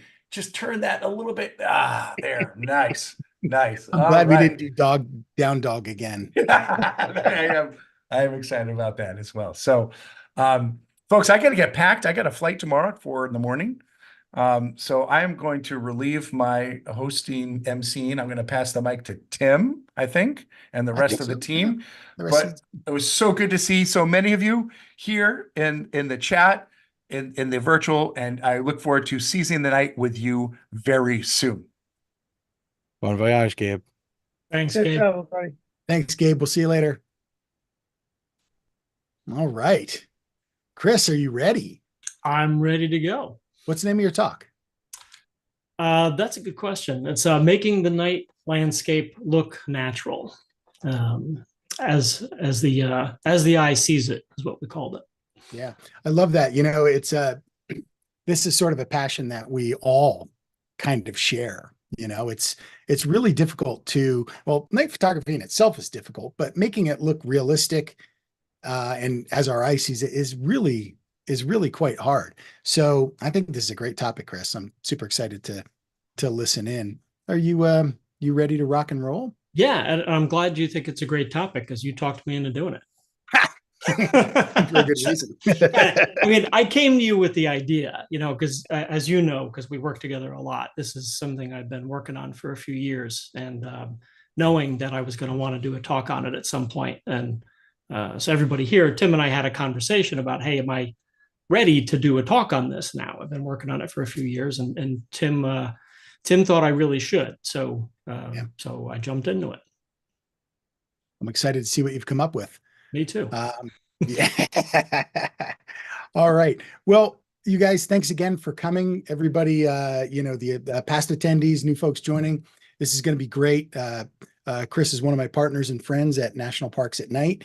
And we love working together, and we love generating ideas on topics, and just constantly improving our own craft and sharing it with others. And so it's just another extension of that. So Chris, let's hear what you got to say, man. All right. Let me just say, you guys in the background, I am going to turn my video off and I'll be gone. But if y'all have questions, please go ahead and put them in the chat, and I'll be monitoring the chat. And if I can help you out, I'll do so. And if not, I'll save some of the questions for Chris at the end. But if it's really important, we can jump in. So we want you all to be a part of this. So post your questions. All right, I'm out of here, Chris. Okay. Thank you, Tim. And thanks, Gabe, for emceeing everything up to this point tonight. And of course, Matt and Lance, everything you're doing in the background. We hope that we make this look easy, but there are 5 of us working on this event tonight. So thank you, everybody, for coming. Again, this is something I've been working on for a few years, knowing that at some point I was going to talk about it. And now is the first time that I am talking about it publicly. It is something that I discuss in workshops, kind of one-on-one with people, but I am excited to kind of just show you what I've been working on. Before we get into things, I just say thank you to Nikon. They are sponsoring this talk. We've been working with Nikon for a while. They were one of our first sponsors, our first year. And this is the first time they've sponsored one of our events, and we were really excited that they wanted to come on board and sponsor my talk. I've been using Nikon since the beginning. I've been shooting seriously since college, so about 30 years now. And the first camera that I picked up to do any serious work with was the Nikon 6006, which was an old sort of prosumer film camera, and went up to the F5 from there, and then into the digital stuff after that. So I've been using them for a long time. I love the Nikon gear. Every now and then somebody comes out with something that's a little better, you know, Canon, Sony, this is like this horse race all the time, right? But Nikon has just through the years been a really quality partner in terms of just supplying me, not that they don't give me stuff, but I mean, just making good gear that I know I can rely on. I'm Chris Nicholson. I'm with National Parks at Night. I'm one of the partners here. I'm also the author of Photographing National Parks, which is a guide to kind of how to go about national park shoots, and it covers every national park and what the photographer might be interested in each of those parks. And we're going to see a lot of national park scenes tonight in this presentation. So I'm going to be talking about some of the parks as well. And again, National Parks at Night, I think everybody here is familiar with us, but if you're not, please do check us out. In addition to running the Night Photo Summit and the Nightscaper Photo Conference, we offer workshops, we've got ebooks, a blog, a ton of free information about night photography, as well as post-processing, and pretty much anything that a night photographer would care about, we cover in some capacity. So please check us out at our website. All right, so this is a good example of what I want to talk about tonight. Is this scene to the untrained eye would probably looks pretty natural. Somebody who's not a photographer, I believe, would look at this photo and not question whether the background and the foreground were shot separately. In fact, my hope is that even some trained night photographers might look at this and not really think about how I produced it. And that's kind of what I'm going for. So what is a natural look, right? I mean, we're out at night, depending on how dark it is, you know, if it's a new moon in a super dark location versus a full moon in what would otherwise be a dark location, or even a new moon in a light polluted area, right? Dark is different from one scene to the next, from one location to the next, and even from one time in the month to another. So what do I mean by a natural look? When we see a dark scene, sometimes we don't see the foreground with our naked eye. We don't see it very well, right? If it's super dark out, like I remember shooting in Rocky Mountain National Park with Matt and a workshop that we were leading a few years ago. It was really dark in some of those alpine meadows where you really just couldn't see much of the landscape at all. So in order for something to sort of fit the category for me of a natural look, does that mean that it has to look exactly the way that I saw it standing there? No. What I mean is that I'm trying to produce a photo where the foreground looks natural enough so that the average viewer doesn't question it. I believe I achieved that here. This is in Olympic National Park, and I just shot this last September on a workshop with Lance and a bunch of great folks. And I'm going to go over later in the presentation how I made this, but just wanted to show you this now, that this is the kind of thing I'm going for. Now, there's different ways that I go about this. I'm going to try to reproduce that natural look, either from light painting or through a series of blends, or it might surprise you, even using light pollution. So these are the things we're going to be talking about tonight. But first, I want to show you a few examples of how I used to shoot by default. So if I was out shooting at night and I was going to do some light painting, I was usually going for something like this. So here we've got a moonlit scene in the Alabama hills. I've got great star trails and the moon looks great in the background, and I wanted to add some light painting. And I got this nice warm light and put it underneath the arch, and that fills in all the shadows and kind of brings attention to the rock formation. But the key here is that the scene is cool and I used a warm light because I like that contrast. I like that color contrast. However, this doesn't look natural. And so this is the kind of thing that I'm not talking about. Now, a lot of people watching this probably shoot this way. So I don't mean to put this down at all. I mean, this is my work. I like this photo and I still shoot this way as well. But around this time that I shot this, I started to gravitate toward a whole other approach, which is what tonight's about. But here's another example. Here I'm using warm light painting, warm light in a cool scene to draw attention to a rock formation. This is in Yellowstone. I love this photo. This is one of my favorite photos that I've ever shot in Yellowstone, but the lighting's not natural, right? So most people looking at this will know that I added light. It's warm light. It's on the ground in the dark, right? This does not look like something that you would see in the dark. This isn't what you would expect it to look like.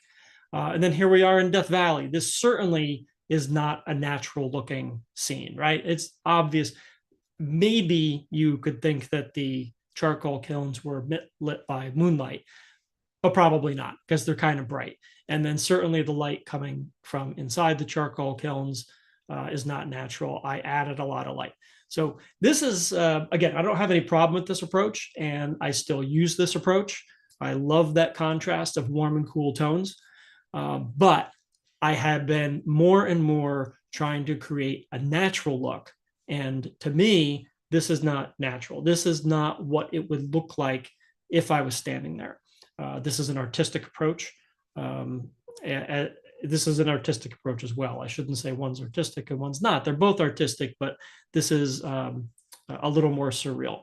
So this is an example, a fine example of what we are not talking about tonight. as is this. So this is probably in the extreme of how I probably wouldn't shoot this like this now, light painting just everywhere. Again, I like the photo. I think I did a good job, but this is not for sure what it looked like standing there. This is an Olympic in the Hoh rainforest. So I these days would probably shoot this very differently. So how I try to shoot now. And for that story, let's go back to the Alabama hills. This I shot on the same night as that photo that I showed you earlier. This is without any light painting. I had set up, I was trying to get the moon burst at the top of the arch. And once I got everything set up, ready to go, I was like, hey, I'm adding some light. And boom, I put some warm light under there.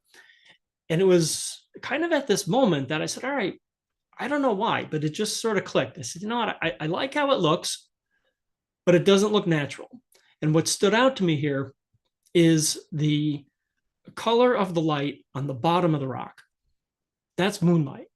And the color of the light on the top, on the arch, is light painting.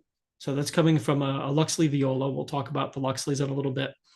And I just immediately noticed that there was a difference between the moonlight and my added light on the exact same subject. And again, I don't think this is wrong. I've shown this photo in other presentations. I think it's fine, but something clicked in me where I said, you know what? I like it, but it doesn't look natural. And this is sort of where this journey started for me. But I didn't start working on it. I didn't start working on it until I got to Joshua Tree, I think like a year later. So shooting with Joshua, at Joshua Tree, Tim and I were out shooting, and I shot this. And this, again, is that old approach that I always would default to, shooting, warm light, almost always painting with warm light. And I like it. I think it's a good photo. But this is sort of the last frame that I shot like this before I started to think differently. Because this is in Hidden Valley in Joshua Tree. And my very next setup was this. And between those two photos is when my mind started to change. And I was doing this, I set up this scene, and I added the warm light. Like, this is just by default, right? This is my routine.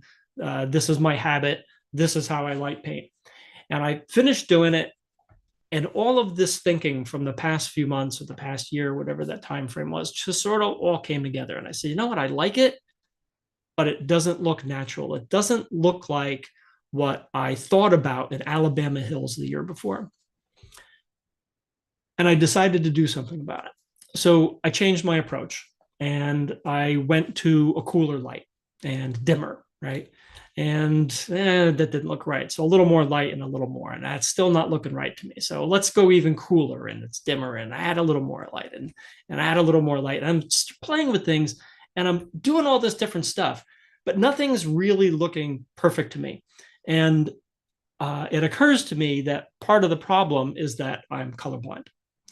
So I'm red-green colorblind. It's not a big deal. I can shoot. I know the numbers and et cetera, et cetera. But here I didn't know the number. So I did what I often do in this situation is I went and found Tim. Tim was shooting about 200 yards away from me off in the dark. I went and found him and I had this conversation with him and said, Tim, I've decided I kind of want to try shooting differently. I want to create a natural scene and a natural looking scene in the dark. Something that looks, I have to add light to because I've got to draw attention to what's in the composition, but I want to add light in a way that might not look light painted, that looks like it's natural, like maybe it's coming from the moon somewhere, or it's just so subtle that that again, it's not obvious. And I asked him if he could help me find that correct white balance, because again, I'm colorblind. It's people ask me if you're red-green colorblind, how do you know how to dress, right? So it's funny. I actually have a trick for that. Because I know that, sort of blacks and blues go together, and I know that earth tones go together. And so I can usually figure out what goes with what just based on that rule, right? And also, I'll ask people. So if my girlfriend gives me a new sweater for Christmas and I'm not sure what the color is, I'll ask her, what's that color? What can I wear it with? And then I remember. And it's the same thing with photography. I know it's super easy with digital because everything's based on numbers, right? We've got Kelvin temperatures and RGB values and all that. So I know what numbers go with what numbers. But I didn't know in this circumstance, I didn't know this number yet. I didn't know what color, I mean, what white balance do I need to be shooting at? I mean, I know I like shooting 3850 for the sky, but then, well, what color light do I mix with that to create this natural looking scene that I'm after? So Tim and I went through a bunch of options, and we finally nailed it. And I came up with this. And the magic number that we found was 5,800. So again, I still wanted to shoot at 3850. I'm almost always shooting 3850 at night because it makes the Milky Way look good. It makes moonlight look good. I very rarely go away from 3850 unless it's an urban scene where I've got some kind of weird light mixture. But the key number I was looking for that Tim and I found together was this 5,800K. So that brought it, it's just a little cooler than daylight, right? And by adding that 5,800K light to the landscape at a dim value, so it's not overwhelming, it's enough light to draw attention to what's in the scene. And it's at a color temperature that's not drawing too much attention. So this creates a very nice subtle effect where we can see what's going on in the composition, but I haven't called attention to how I did it. And that's the key. I didn't call attention to how I did it. It's dim light and it's cool light. So that's the story of how I got here. So let's talk a little bit about light painting. So light painting is one of the first ways. It's the first way we'll talk about that I am trying to create a natural looking scene. And again, I'm going to add light that is cool and dim. Those are the two keys: cool light and dim light. Now to do this, I'm using the Luxley Viola or the Luxley Fiddle. I love these lights specifically because I can dial in a specific color temperature.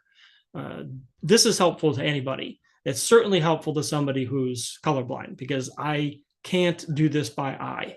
I need to be able to dial in a number and know that the light is going to be how I expect it to be. Again, I'm doing a lot of things by numbers, so I need to know that that number is correct and is going to produce a repeatable result. Okay, so here we are in Mojave National Preserve, shooting a young Joshua tree. And I shot this on purpose, sort of the old way, specifically to demonstrate this. This is how I would shoot this now. So again, if I go back to this, this is sort of that more artistic or realistic approach. And I love the look. I love that color contrast. But this is what I'm going for more now.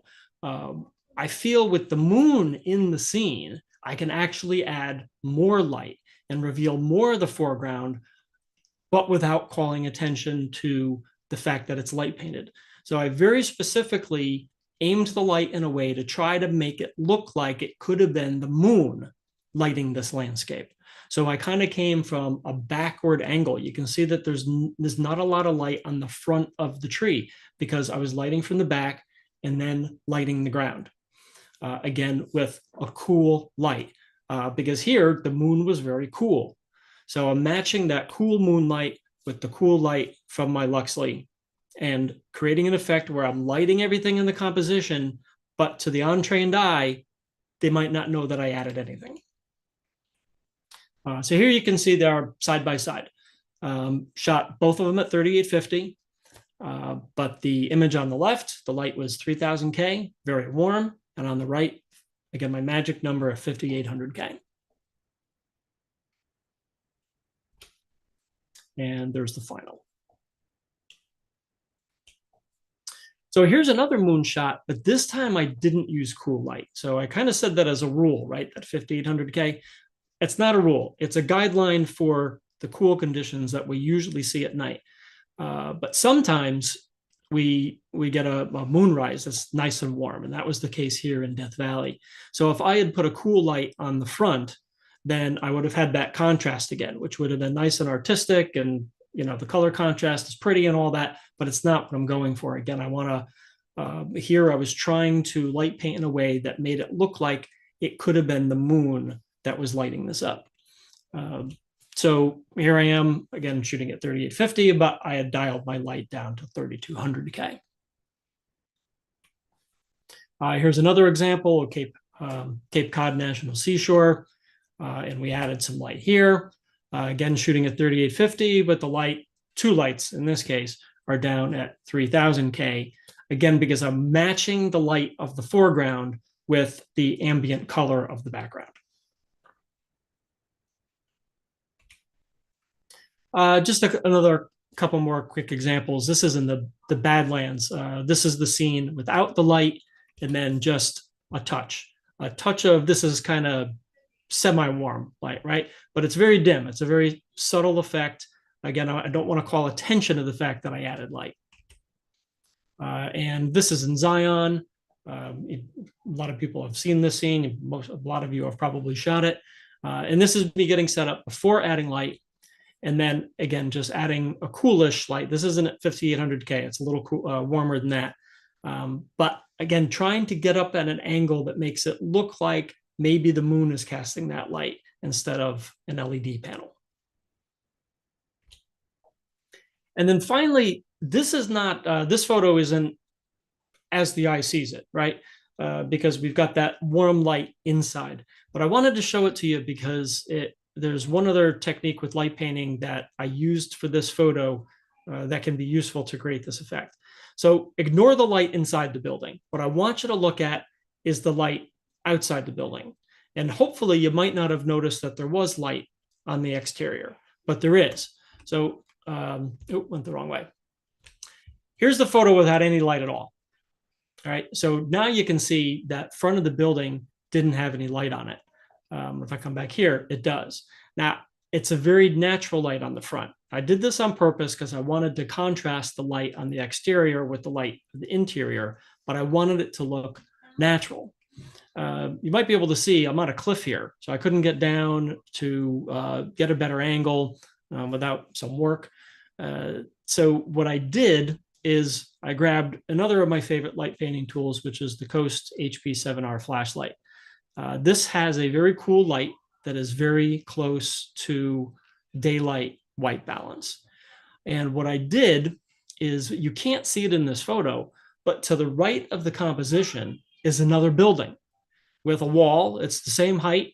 And I shined that Coast flashlight onto the front of the other building. And because that light is very neutral, close to daylight, white balance light, when it hit the other building, it picked up the color from that and reflected that color back onto my subject. So this created a light that looked very natural because it meshed with the natural colors of the scene. Okay, so enough about light painting for now. We're going to talk about twilight blends. This is another way that I'll use to create a natural effect.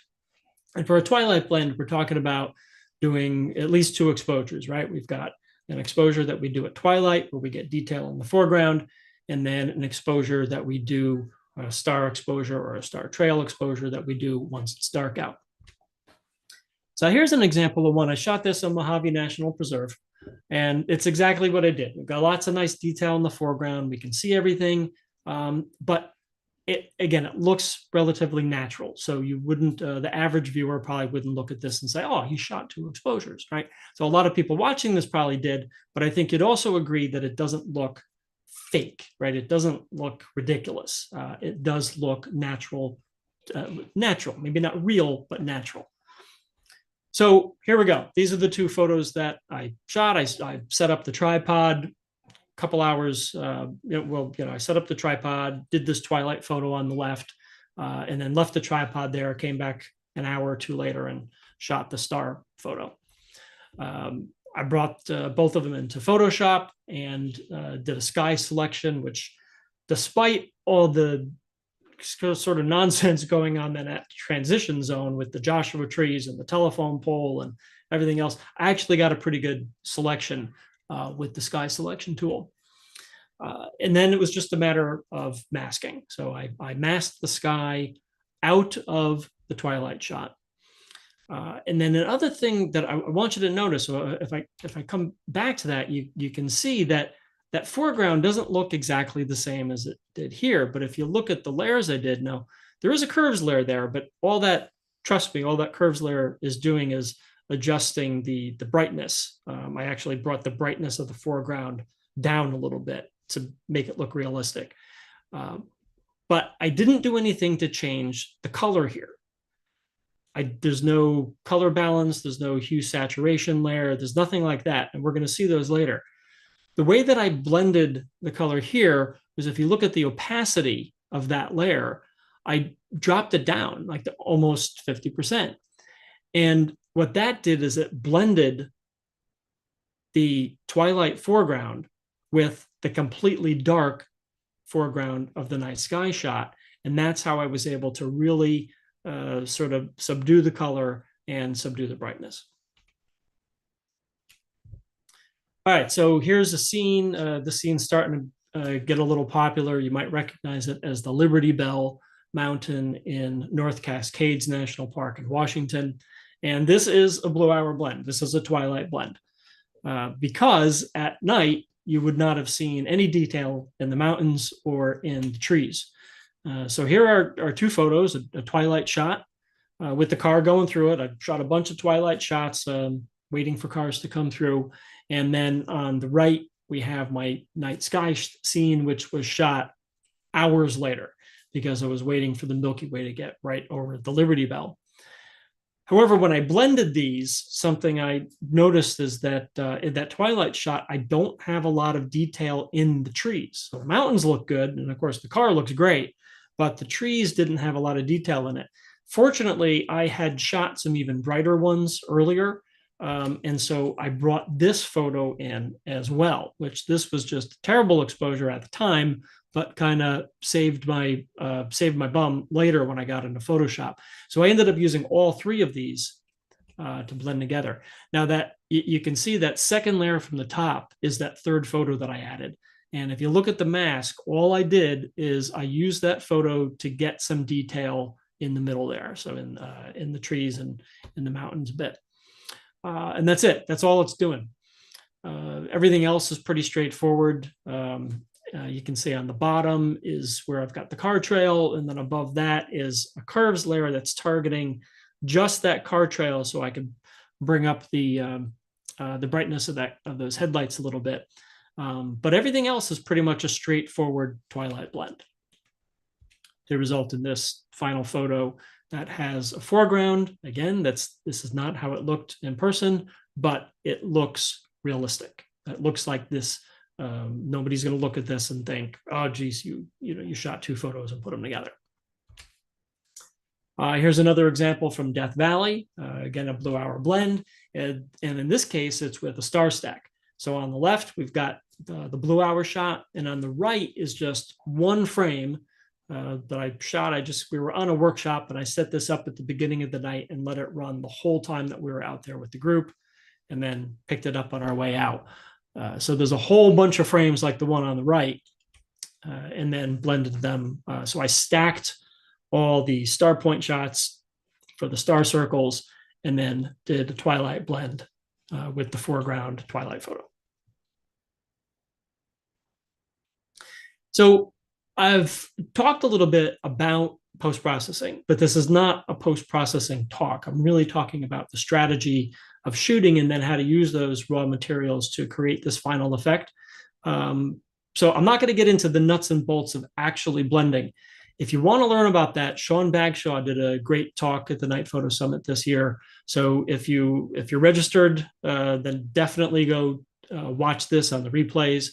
If you were not a registered attendee and you want to check this out, you can still buy a replays ticket and watch this. He talks about luminosity masking primarily, but covers several different ways to do some both simple and complex blends, foreground and dark sky blends. Okay, along the same lines, we also have moonlight blends. So this would be, again, shooting a dark sky background, but then getting the detail in the foreground by shooting with moonlight. So if you're shooting on a moon, during the full moon, you've got the moon all night, right? It's going to be there when the sun goes down, and you're going to have it all night. But that only happens for a couple nights of the month. There are a lot of times during the month where the moon goes down at some point during the night, or it comes up at some point during the night, which means that you've got time in the dark and time in moonlight. So if I'm shooting at a time of the month where that's going to happen, then I might be thinking of doing a moonlight blend, where I can get my dark sky shot before the moon comes up or after it sets, and then I can get my foreground shot when the moon is out. Here's an example. This is up on Rialto Beach in Olympic National Park, and all the star shots to create the trails. That's the star trail stack up on the top. I just shot an endless stream of those, but the foreground shot came when the moon was still up. So I set this up and I let it run for a while. Again, this is on a workshop, and I do this kind of thing all the time, where I do a setup and I just leave it there. And when everybody's done for the night, I go grab it and process it later. So the foreground shot was from when the moon was still up, and it went down. I was kind of in a rush to get this started because I knew the moon was going to set soon, and I wanted to make sure I got that moonlit foreground to do the blend later.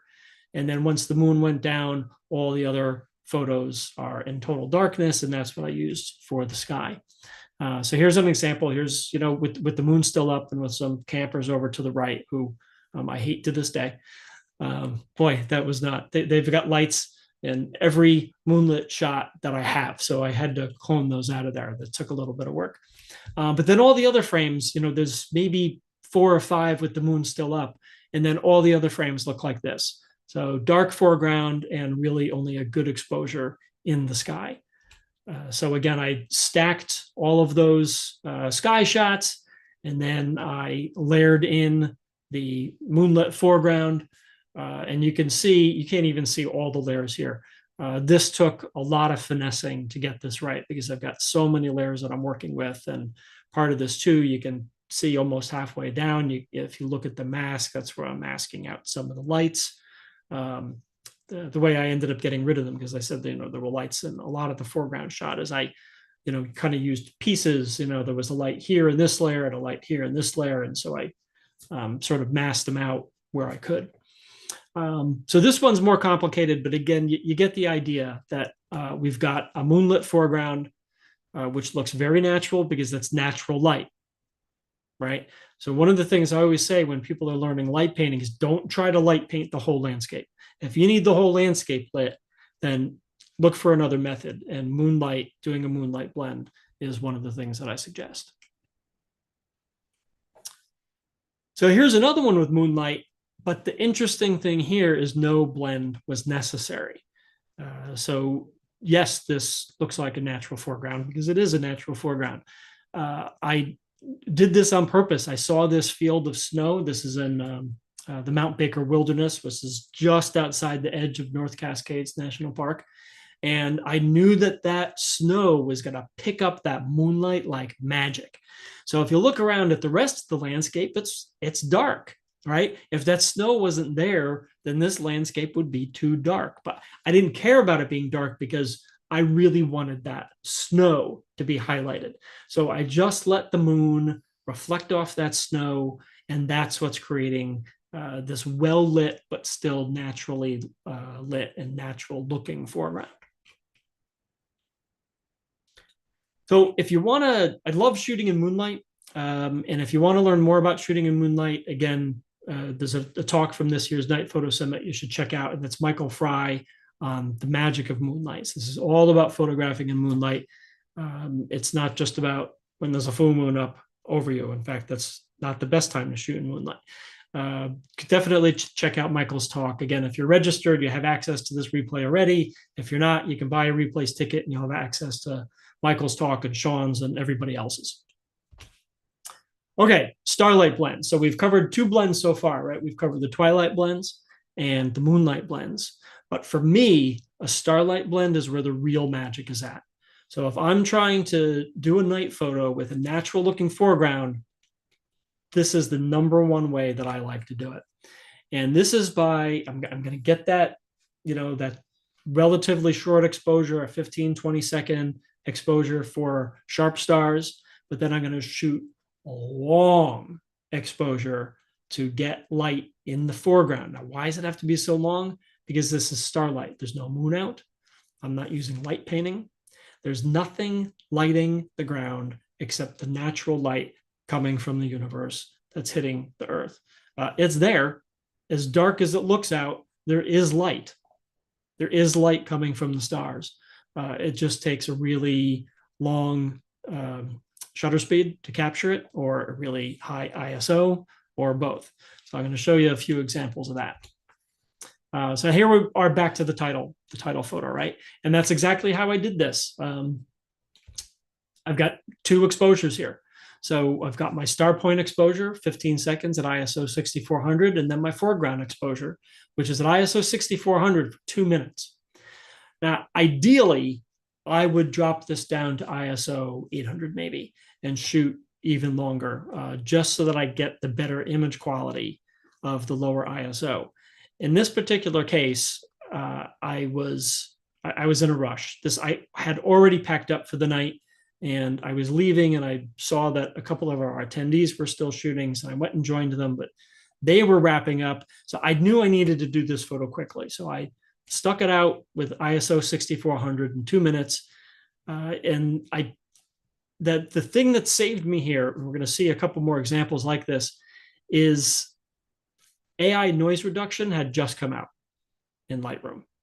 So not only did I feel like I could get away with it, but I thought it would be a good test of that AI noise reduction too. So I don't have a zoomed in version to show you, but if you just look around, that's pretty clean. Despite being a 2 minute exposure at ISO 6400, it's a pretty clean in terms of noise because I ran it through Lightroom's new noise reduction. But these are the two images that I blended here. And you can see, again, this one's a little more intricate because there were different pieces. I kind of cloned out a couple of things. So if you take a look at the masks, you can kind of see where I did that. I wanted to, when I had the brighter foreground, I thought that the highlights in the water were too bright. You can see now, if you look at them, they're a little brighter than the night sky, but originally they were a lot brighter than the night sky. And that, to me, called out, this is a blend, because that's not natural. It's not natural to have a reflection be brighter than what it's reflecting. It's actually the other way around. Reflection is always 1 to 2 stops darker than what it's reflecting. So that was a dead giveaway. Now, I didn't bring down, and you can see where I did this is the first curves layer from the top is where I did this to bring down the highlights in the water.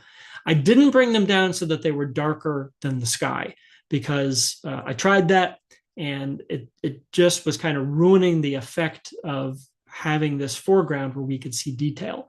So I tried to find this middle ground where they were bright enough to be interesting, but not so bright that it just looked fake on first glance. So again, it's just blending those two photos. You see a whole bunch of layers. You see, 5 copies of it, but that's because I was copying to piece together different elements and treat different elements differently. But essentially, this is 2 photos that were stitched together, blended together to create a natural looking foreground to a night sky for that final image. So here's famous scene from Arches National Park. Same approach. So you pretty much everybody in the photo world knows by now that Arches bans light painting. So the arches and canyonlands across the street, and Hovenweep down the road, natural bridges, these are all part of that that same office of national parks in Utah that bans light painting. So I wanted to have some detail in the foreground. So I did a blend. Again, this is another starlight blend, and these are the 2 shots. So on the left, you see my star point shot, 20 seconds at ISO 6400. And that's our at f2.8, that's our standard star point exposure, right? And then on the right, again, I just let a long exposure run, 2 minutes at 6400, and I let that foreground burn in, specifically so that I could layer them together in Photoshop afterwards. And here it is. This is, you can see the layers and how I piece this together.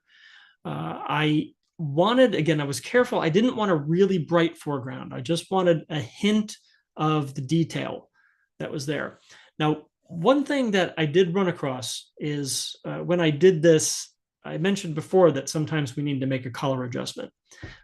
This happens a lot with twilight blends. It's actually one of the reasons that I try not to do a twilight blend unless it's the only way to do a blend at all. Like I'm not going to have any light.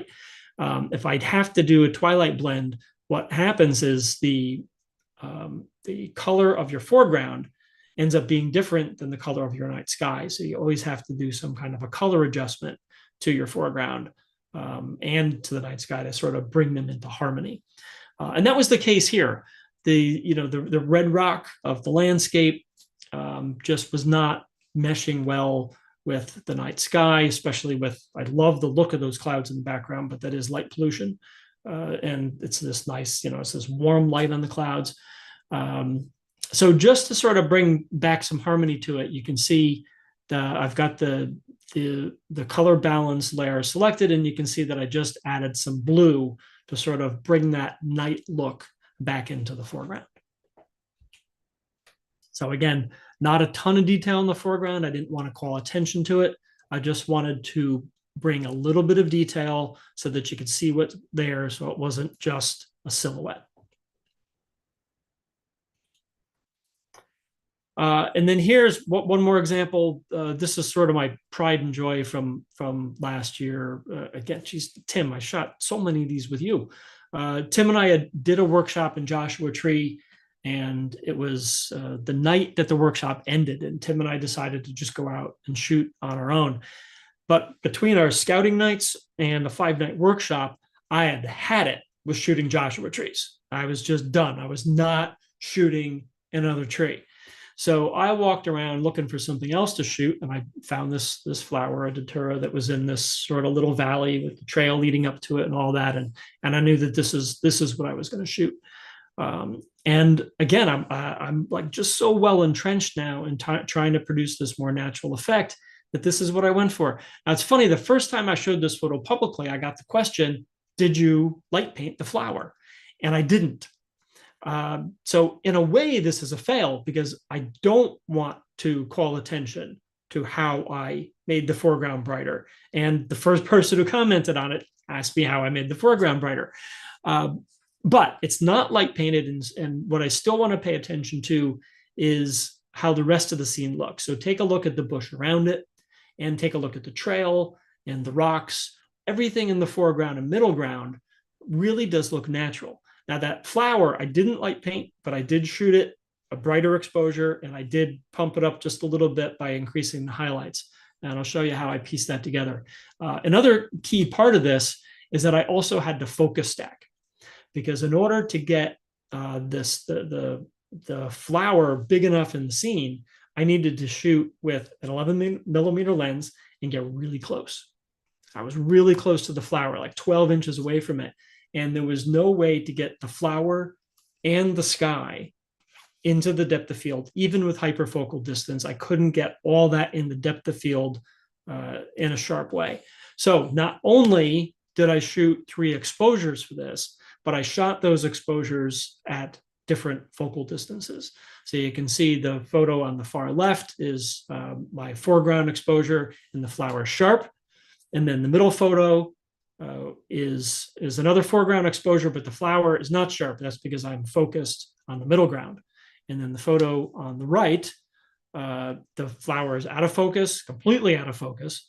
And I'm focused only on the stars to have them sharp, and the exposure is only for the stars. So at this point, I couldn't care less what the foreground looked like. I just needed good star exposure.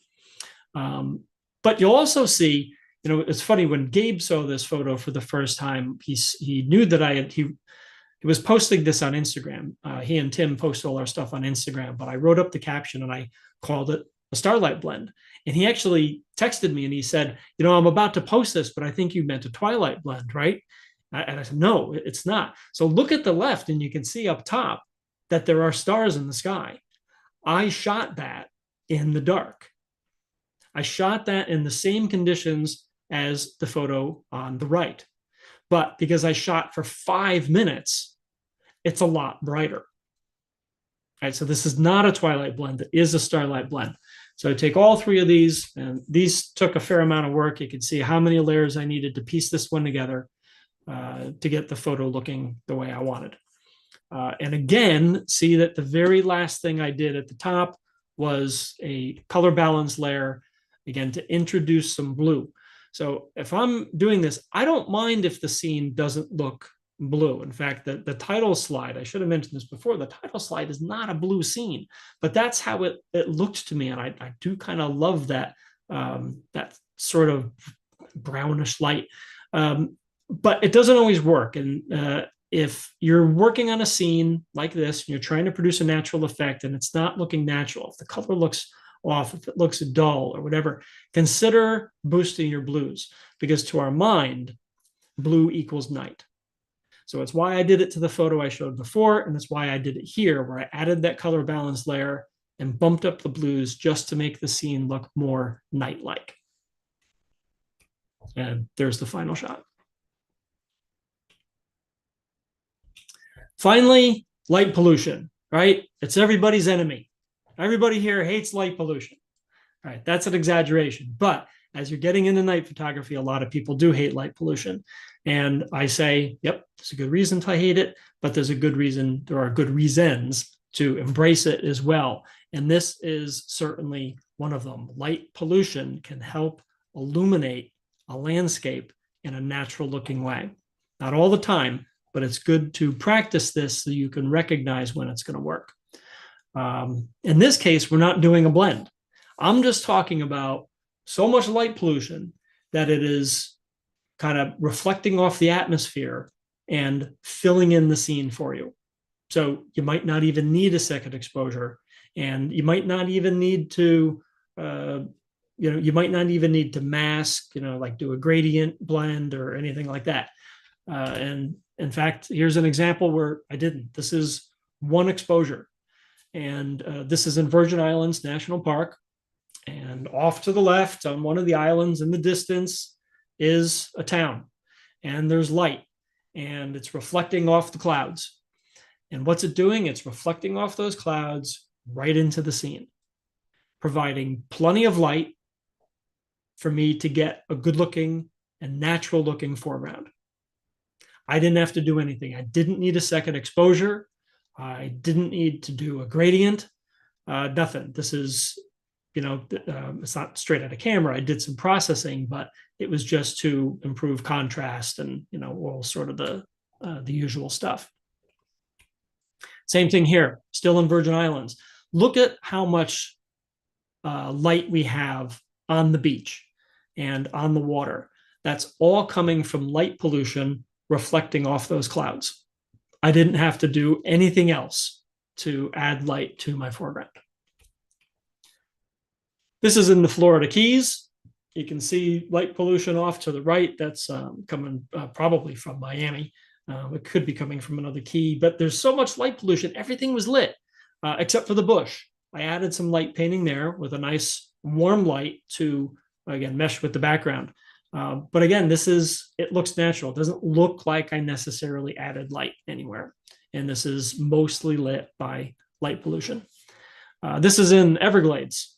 Everglades National Park in Florida. And if you look around, take a look, all those trees are lit, right? I've got detail in those trees. I've got contrast in those tree hammocks. I didn't light that. All that light is coming from the campground that's off camera left on the other side of the pond. That's it. So it's light pollution, and you can hate it or you can use it, because that light coming from the campground did a better job of lighting these trees than I ever could with a flashlight. And weather is definitely something that helps here. So if you're out shooting in foggy conditions, this is up in Maine, in an old fishing village down by the water. It was foggy, and that fog picked up the light from that one street lamp in the background. And filled the scene. I didn't need to add light. I didn't need to walk around with a flashlight because the fog was picking up that light pollution and lighting everything around me. All right, so there we go. 5 different techniques for making your foregrounds, your night foregrounds look natural. Thank you, and happy to take any questions if there are some. All right, Chris. Yeah, we've had a couple questions that I've been able to answer. But one of the, wow, am I looking really green to you? You're looking something. I don't know if it's green. Oh, okay. On my screen, all I'm seeing is a solid thing of green where my picture should be. It looks like your video's off or something. Yeah. Video's Okay. frozen. Okay. So Sharon asks, if you shoot both blend images at the same color temperature, would it look more natural and require less post-processing? So it depends on when you're shooting them. So if you're doing the starlight blend, which is my preferred technique these days, then absolutely just shoot them at the same color temperature. But you might be talking about doing a moonlight blend or a twilight blend, in which case you certainly could change the white balance. I probably would, especially with a twilight blend, because if I were to shoot twilight at 3850, it would just look ridiculous. But again, I usually try to avoid those situations specifically because of this. I don't want to have to do a color correction. If you're not colorblind, you're probably more comfortable doing it. Tim probably doesn't want me to have to do a color correction because that means I'm probably calling him. Or Matt and everybody else has helped me too, but Tim seems to get the brunt of it for some reason. Yeah, you certainly could. There's no reason that you would have to shoot your twilight or your moonlight foreground with the same color temperature. In fact, I would say don't, because you should shoot it at the color temperature that's correct, quote unquote correct. Shoot it at the right one, because then you're going to get a better result from your histogram, which will allow you to make a better exposure decision, and it'll give you something more true to work with in post-production. So even though you're probably going to have to change the color once you get it layered in Photoshop, at least your starting point is going to be something realistic and predictable. Yeah. Chris, I think she was referring to maybe right back to the beginning when you showed the Joshua tree image right in the beginning, where I think your sky was 3850 and the lights ended up being 5400 or 5500 or 5600 degrees. And I think that's what she was referring to. Okay. So, I could see why somebody would say, hey, if the sky is 3850, why wouldn't you shoot the foreground at 3850? Yeah, you sure could, and then you're lighting the, so there's a lot of variables here depending on exactly what you meant. But if you had the light at 3850 and you're shooting at 3850, then they're kind of neutralizing each other, right? But I think you're talking about shooting the foreground at a different white balance and light painting it. My apologies. I probably misspoke. I think she meant if you're shooting at 3850 on your camera, what should the LED light be at? And she was saying, shouldn't the LED light be 3850? It could be. It certainly could be, which would give you a very nice predictable result. And I love that predictability. Again, being colorblind, I'm working by the numbers, and I know if I set my if I set my Luxley to the same color temperature that the camera's set to, I don't have to worry about a color issue. Everything's going to look good. But again, but it's not producing that effect that I'm looking for this presentation, right? Where I want to get that cool light, that cool and dim light. So that's why I'm bumping it up to 5800, because it's very cool and produces a very night-like effect on whatever I'm lighting. Right. But I'm shooting the same white balance. I'm shooting the white balance that I want to shoot to get the night sky looking the way I want it to look, which is almost always 3850. Yep. Awesome. Well, that's all the questions that came in, aside from the few that I answered. Does anybody else have any questions for Chris? before we wrap up for the night? You can type them in the Q&A. Yeah, Jen, I agree. Great info. Thanks, Chris. Oh, thanks, Jen. Yep.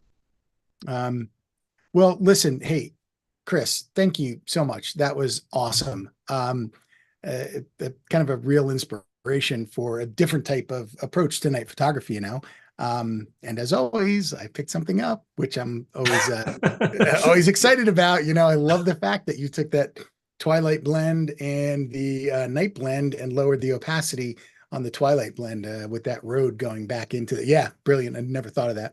So I'm always flattered when you get a post-production tip from me. oh yeah. Oh no, totally. Yeah. It was like right there. I'm like, oh, that makes so much sense. Yeah, that's good. So I appreciate it. For everybody out there, thanks you guys for coming back. Yeah, we really appreciate you. And for those of you that were at the Night Photo Summit conference, thanks for joining us for our post conference last session. It's kind of sad to see y'all go, but we've got next year. So we're good. For those folks that are just joining us from YouTube, or hope you enjoyed that. We had our image review session and Chris's great talk on creating realistic night images. And if you feel inspired, you can certainly check out, for those of you here, check out the link in the chat. For you folks out on the web, there'll be a link somewhere around in here to replays only, where you get to see over 45 hours of presentations, just like you saw tonight. So really small little snippet of what the Night Photo Summit was all about. So again, everybody, thanks for coming. Maybe we can get the partners back. Maybe Matt and Lance can join us and say, a farewell to everybody. Oh, and Gabriel as well. All right. We got him, everybody. I've been packing while listening, Chris. So this was great packing class, I gotta say. I was packing very natural clothes. I was not going with any wild colors, anything. Starlight clothes. Exactly. I was doing starlight blends into my bag and stuff like that. But, great job. I see you're wearing a glow-in-the-dark sweatshirt. Maybe that's what I should work on next, is natural lighting with glow-in-the-dark. That is true. That's true, right? Exactly. You get light painting if you're walking around with a charged up glow in the dark shirt. Yes. Oh. But yeah, this was great. I hate to say this, but we should have an epilogue party for Night Photo Summit every year. This is super fun. I was thinking the same thing. Because it's so wonderful to see everybody's names pop up, when everybody's joining us, and it's like, oh, there's this person and that person, and it's always so wonderful. So I definitely agree. I think we should institute that for next year as well. Thumbs up. Awesome. Oh, it didn't do the thing. Sometimes it does the thing. Yeah, all right. Exactly. Well, I just want to add, thank you, everybody. Chris, I mean, you already got some applause and everything, but that was wonderful. I also picked up some really great tips while you're doing that. So, good. A long time in the stewing, it came out real good. Yes. Yeah. And thanks for everybody for coming. Awesome. Yeah. Yep. We'll see you later, everyone. I'm going to share my screen so everybody can see. Good night. Okay. Oh, okay. Matt, you were going to do what? Well, I was just going to share my screen real quick to say, I know we already talked about it, but hey, the early bird tickets for Nightscaper are on sale right now. So, hey, if you haven't signed up already, clock's ticking. You got 31 days to get the best price that we're going to have. So thanks for considering it. We appreciate you all, and we hope that you have a wonderful evening, and we hope to see you in person at Nightscaper or virtually at Night Photo Summit next year, or at a workshop someplace. Exactly. Yeah. Somewhere under the stars, preferred. Somewhere under the stars. Until then.